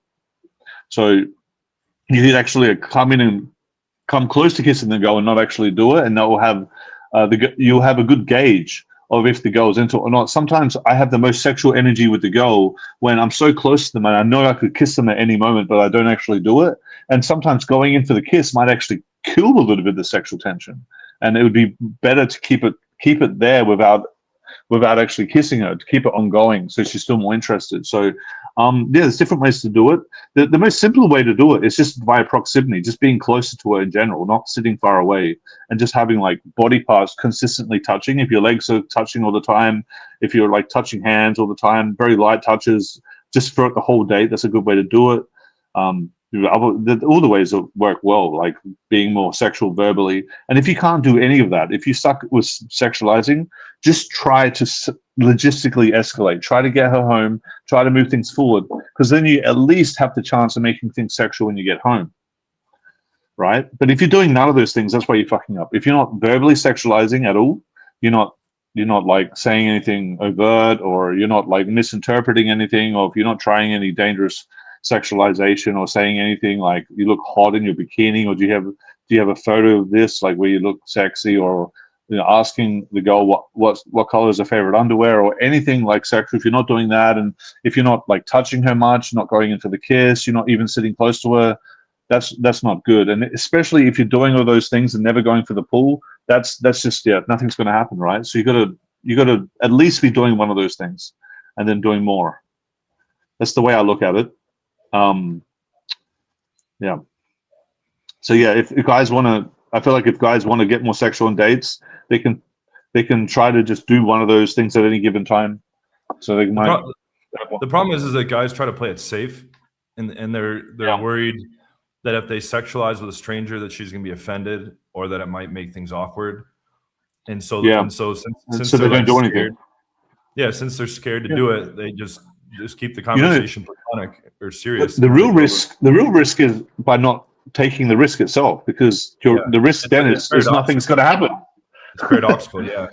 And that applies at every layer of game, right? Like guys are like, well, I want to approach, but I'm worried she's going to reject me, or that she might have a boyfriend, or that people might overhear, or this and that. And then you're like, I'm just going to play it safe and not approach. Okay, now your chances are zero, right? Whereas you could have made something happen if you went in, and then that girl could be around in your life for months or years, right? So it's the same thing on dates. And Brad and I went through these sticking points ourselves back in the early days when we were coming up with this stuff.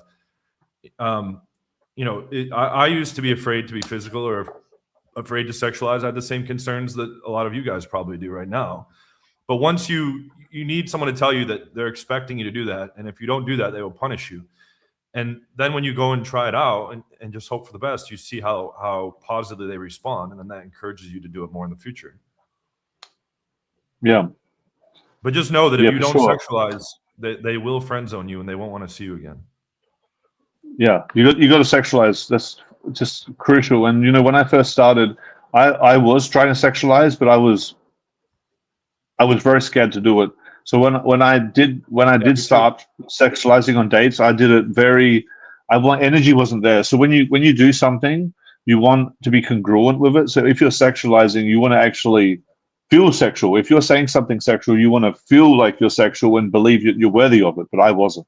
I didn't believe that I deserved to go, and I didn't believe what I said was cool. I thought I was being a weirdo. I thought I was being weird. I thought I was going to get rejected, and I thought the girl was better than me. And then I still said it. Yeah. And guess what happened? The girls got creeped out a lot. So I had to figure out how to be comfortable with saying it. And when I got comfortable with saying it, it went a lot better. Yeah. Okay. Yeah. So that's an important point to make as well. That shouldn't scare you guys. That like, oh, if I'm not used to it, they're going to be creeped out. You just have to make it congruent with who you are. Like it can't just be a line. Like I've had students go on the date and they're like, okay, I need to sexualize. And then they ask the girl, like, what's your deepest, darkest sexual fantasies? And that's like too hardcore. And she's like freaked out. It's not just you're planting a line somewhere so you can check the box off that you sexualized. It has to be like contextually relevant to the discussion on some level. It's going to be relevant and emotional. Yeah, it can't just be like saying a line to check off a box. That's not how. That's not what we're advocating. We're not AI, you know. There's another one here. We've got a John Anthony GPT, my clone. How do you get the girl to want to kiss you? How do you get her to agree to film you making out with her? I don't get the girls to agree. Being filmed.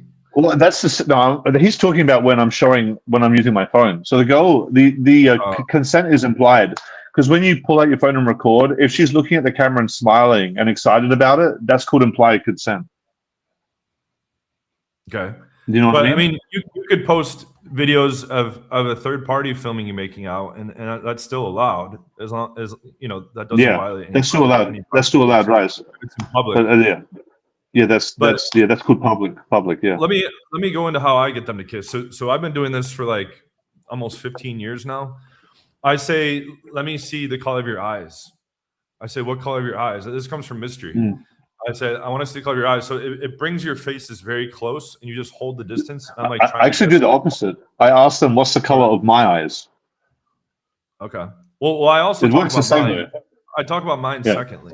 So I'm like, oh, yours are like a bright, like a light brown or whatever. Oh yeah, oh, they're really beautiful. Try to guess what color I have, and I have blue, yellow, and gray, right? So they usually see the blue, or sometimes they think it's green. But then I say, oh look, there's a couple other colors, and they're like looking in closely. But the whole point is that your faces are really close, and then that leads right into a kiss and a makeout. I do that in the club and on dates. And that's one way you can do it. If I'm like, let me see the color of your eyes, and they like back away, and you're like, oh, I just want to see the color of your eyes. Yeah. And there's like nothing lost, because you're not like puckering up and like like leaning forward or any of that shit. Yeah, that's if you're going for the kiss like that, it's a little bit cringe. Like a movie. It's easy to know if you can go for the kiss if you take steps before going for the kiss. So if the girl's okay with my phone screen keeps turning off. Sorry guys. My computer's having a spaz right now. Sorry, my screen's just gone all crazy. I can still see you fine. Yeah, I don't know what's happened with my Chrome has just gone crazy. Here we go. There we go. So to get the kiss, you want to have some kind of compliance ladder. So you want to go compliant with physical touch through the hands, compliant with physical touch, maybe on the shoulders, on the arms. If there's a squeeze test, when you're holding the girl's hand, if you squeeze her hand, does she squeeze back? That's a very good sign. If she doesn't squeeze back, that's not even important. It doesn't even matter, but that's a good sign that she does. If you're touching her hand, she's trying to move her hands away, you should not be going for the kiss. She's not even comfortable touching hands yet. But yeah, next up after touching hands is she comfortable squaring up with you? If you can square up with her or stand very close, if you're sitting down, you can't square up. So if you sit right next to her where your legs are touching, is she comfortable with that? If you take her arm and put it around you, is she hesitating? Is she okay with that? These are things. If she's all comfortable with all these things, you can lead it up, and you can take the girl's arms and put them around you, and just kind of look at her and not necessarily go to kiss her. And instead of going in for the makeout, often what I would do is say, do you know what an Eskimo kiss is? And the girl's like, what's that? Oh, let me show you. And then I'll and she's like, no, I don't want to kiss you. I'm like, no, it's just the nose. And I'll point at my nose and say, we're just going to nose. And I'll come in for the nose kiss. And if based on how she reacts to that, I might just go straight in for the makeout. or do it later. So that's one way you can do it. Like you said, you can look at the girl's eyes and say, "What color eyes do you have?" And then you can ask her what color eyes you have. That is very effective as well. Yeah, I almost Sometimes you always can, do it with the eyes thing. yeah, Because what it does is it allows you to save face. If they're not ready and they back away, it's, oh, I was just looking you up. absolutely. Absolutely. I feel like this. You can save face with the Eskimo kiss as well, because if you come in to Eskimo kiss them, they'll say, "No, no, no." You're like, "No, I'm not actually trying to kiss you. I'm just trying to Eskimo kiss." And it's like the girl rejecting an Eskimo kiss is different than the girl rejecting an actual kiss, because it's like, well, it's not sexual. It's just a playful, fun thing, right? So you have like there's more of a way out with the Eskimo kiss than it's for a make out, because she's like, "You're trying to kiss me." No, no, no. I'm not actually trying to make out with you. I'm just trying to Eskimo kiss you because I think it's cute. And then the girl might be like, "Okay, fine, we can do that," right? So it's easier for the girl to rationalize that you're not like too full on with that. Or you can, if you're in a loud area, you can use the fact that it's loud to come in close to her ear and talk into her ear. Yeah. And the way while you're doing that, you could kind of slide your mouth close to her mouth and see if she backs away or not. If she doesn't back away, you could probably kiss her. Yeah, no, in a loud club, like, you're going to be speaking to her ear and then giving your ear, and she's going to be speaking into yours. And as you go back and forth, like, their lips are like right in front of yours. So in any one of those back and forths, you can go into a makeout. And plus, it allows you to put an arm around like her lower back to hold her in closer when you're in that loud environment. That's because people in the club are like, people in the club are pushing through and knocking people over. So like holding the girl around her back is kind of like securing her, because people are like, there's a very crowded in some of these clubs. So there's actually a good reason to hold the girl like that as well.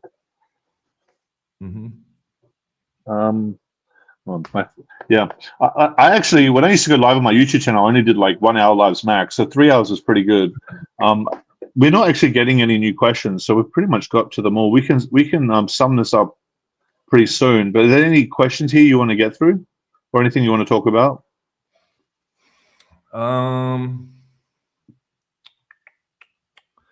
We could talk about like guys coaching with us.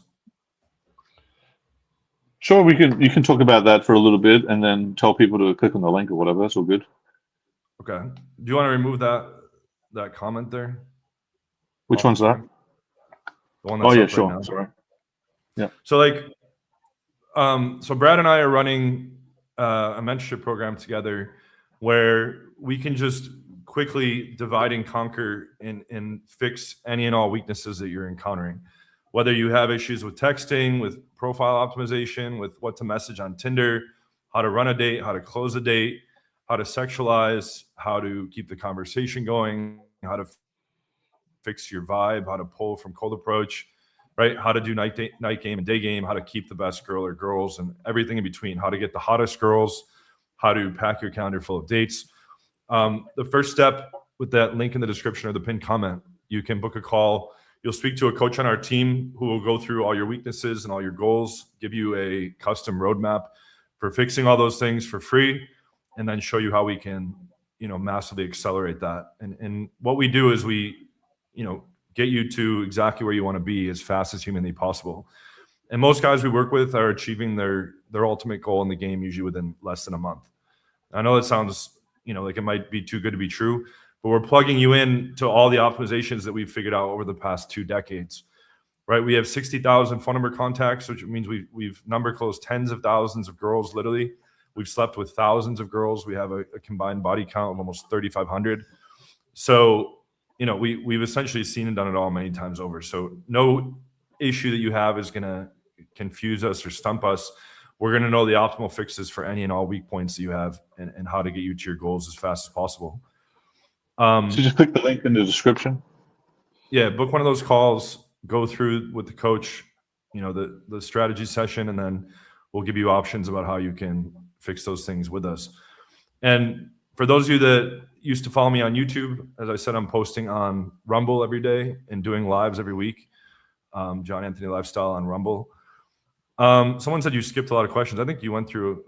You did a good job. I know I did skip some. There were people talking about other YouTubers, and I just skipped all those. And there were some questions that were unreadable, so I don't know.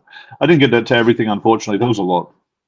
Someone says, "Where are you guys in the world? If I were to get coaching from you, I'm in South Brazil. You're in Asia, So I'm actually going to be doing some coaching in the US. So if anyone's in the US want to get coaching by me, you can hit me up. And I'm also in Asia at the moment.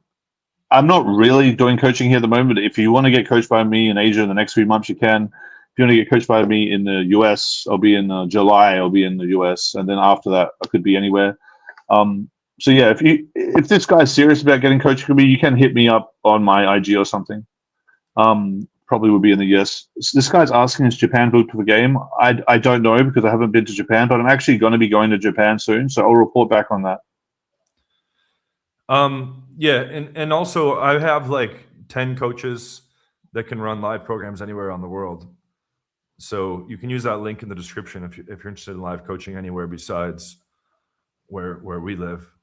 Right? I'm going to be running a Miami program in July. You'll be in New York in July, right? Yeah. You can click that link in the description below, and book a call. And if you and if you happen to be in any of the cities I'm going to, you can directly hit me up for coaching in Asia or America if that works out. It might not though. Yeah. So any closing? Wait, we got more questions coming in. I have I have a coach based in Seoul that just hit 1,000 lay count legitimately. So he's an American dude, but he's been in Seoul for like 10 years in South Korea. You might know that dude actually. You know that dude Ryan? Maybe.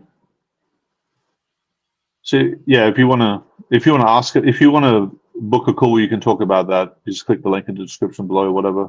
If you're interested in getting coached in South Korea or Japan with one of John's coaches over there, because he does have a coach over there. But yeah, any final remarks? I really do think that like game is, or like real world class elite level game is becoming like a total lost art. Like if you look in the mainstream, the advice is just all garbage. Red pill teaches you just to hate women and be confrontational against them. Black pill teaches you to just kind of hate yourself and close the door on dating because you're not a certain height or a certain level of looks, aesthetics. And that's just total bullshit. Everybody here needs to understand this is a skill game. You can master it the same way you would master poker or chess. You just need a proper mentor to show you an optimized system and be able to resolve effectively any and all weaknesses that you have. And people also need to realize that like 99% of the coaches in this space are unqualified. They're either like full scammers and internet marketers and fake gurus that are just here to exploit people for money, peddling nonsense. That's a large degree of them. But then there's this other guys they mean well, but they're just not very good at the game, right? They have a very low lay count, or they've never banged a hot girl before. A lot of the self-proclaimed coaches in this space have very ugly girlfriends and wives. And when I say very ugly, I mean like a 3 or 2 out of 10.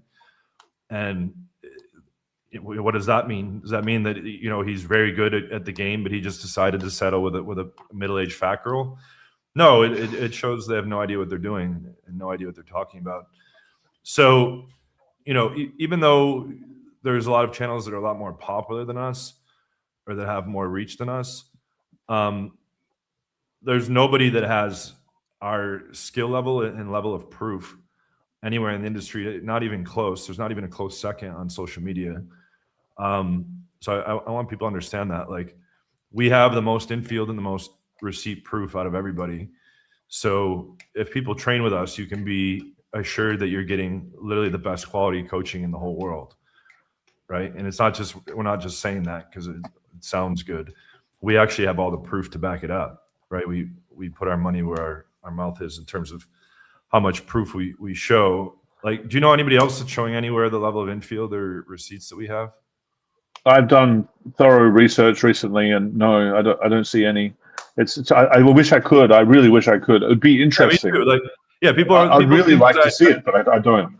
Yeah, people think because I attack so many people in the space that I'm just like a hater or just trying to be a shit starter. But I would love to collaborate with more top guys. There just doesn't exist very many at all. If anyone knows anyone that has like a really large amount of proof that's infield or whatever, feel free to comment it below. I mean, but I don't think client result proof as well.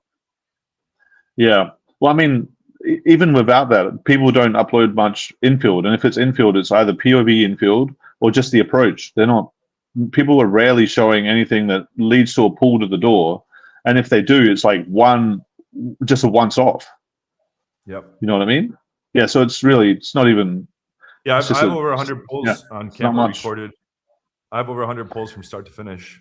It's a lot, yeah. I've got a lot as well. I don't know how many, but it's a lot. It's a lot more than I have on YouTube, or I even have on my websites, because I have a lot of infield pulls in the Bradicus Vault, and then I have some in Daygame seduction as well. But I have way more that I haven't edited or put anywhere, so it's just insane. But yeah, someone says Dan Bilzerian has a lot of proof. The quick summary on Dan Bilzerian. He doesn't have any recordings infield though. It's just him on IG with girls. That's not real proof. Dan Bilzerian has already been caught multiple times paying for those girls. His dad was a criminal. He left a whole bunch of money that he got through criminal means in a trust fund for Dan Bilzerian. Dan Bilzerian invented a fake backstory that he won the money in untraceable cash games and poker. That's all total bullshit. I know guys that hang around him in the poker circuit, and he's not very good at poker, and not at an elite level. And he was just spending money. He's been caught multiple times, like even in lawsuits. It came out that he's paying for all these girls, and I know people that hang around him. Everybody's on the payroll. Okay, so he got a bunch of money from his criminal father, and a social circle game anyway. It's not corporate. Spent it on girls, and then tried to look cool, like, oh, these girls are just with me because I'm awesome. No, he's just spending money on girls on social media, and then when that money ran out, he started misappropriating company funds from his company Ignite and spending that on women and parading them online. Okay. And now he's trying to sell a dating course because that money ran out. So he's just a fucking bullshitter, and it's not impressive at all. And he's totally full of shit. And you called me. I was just going to ask if I can sum up the video soon. That's all. Yeah, sure. Yeah.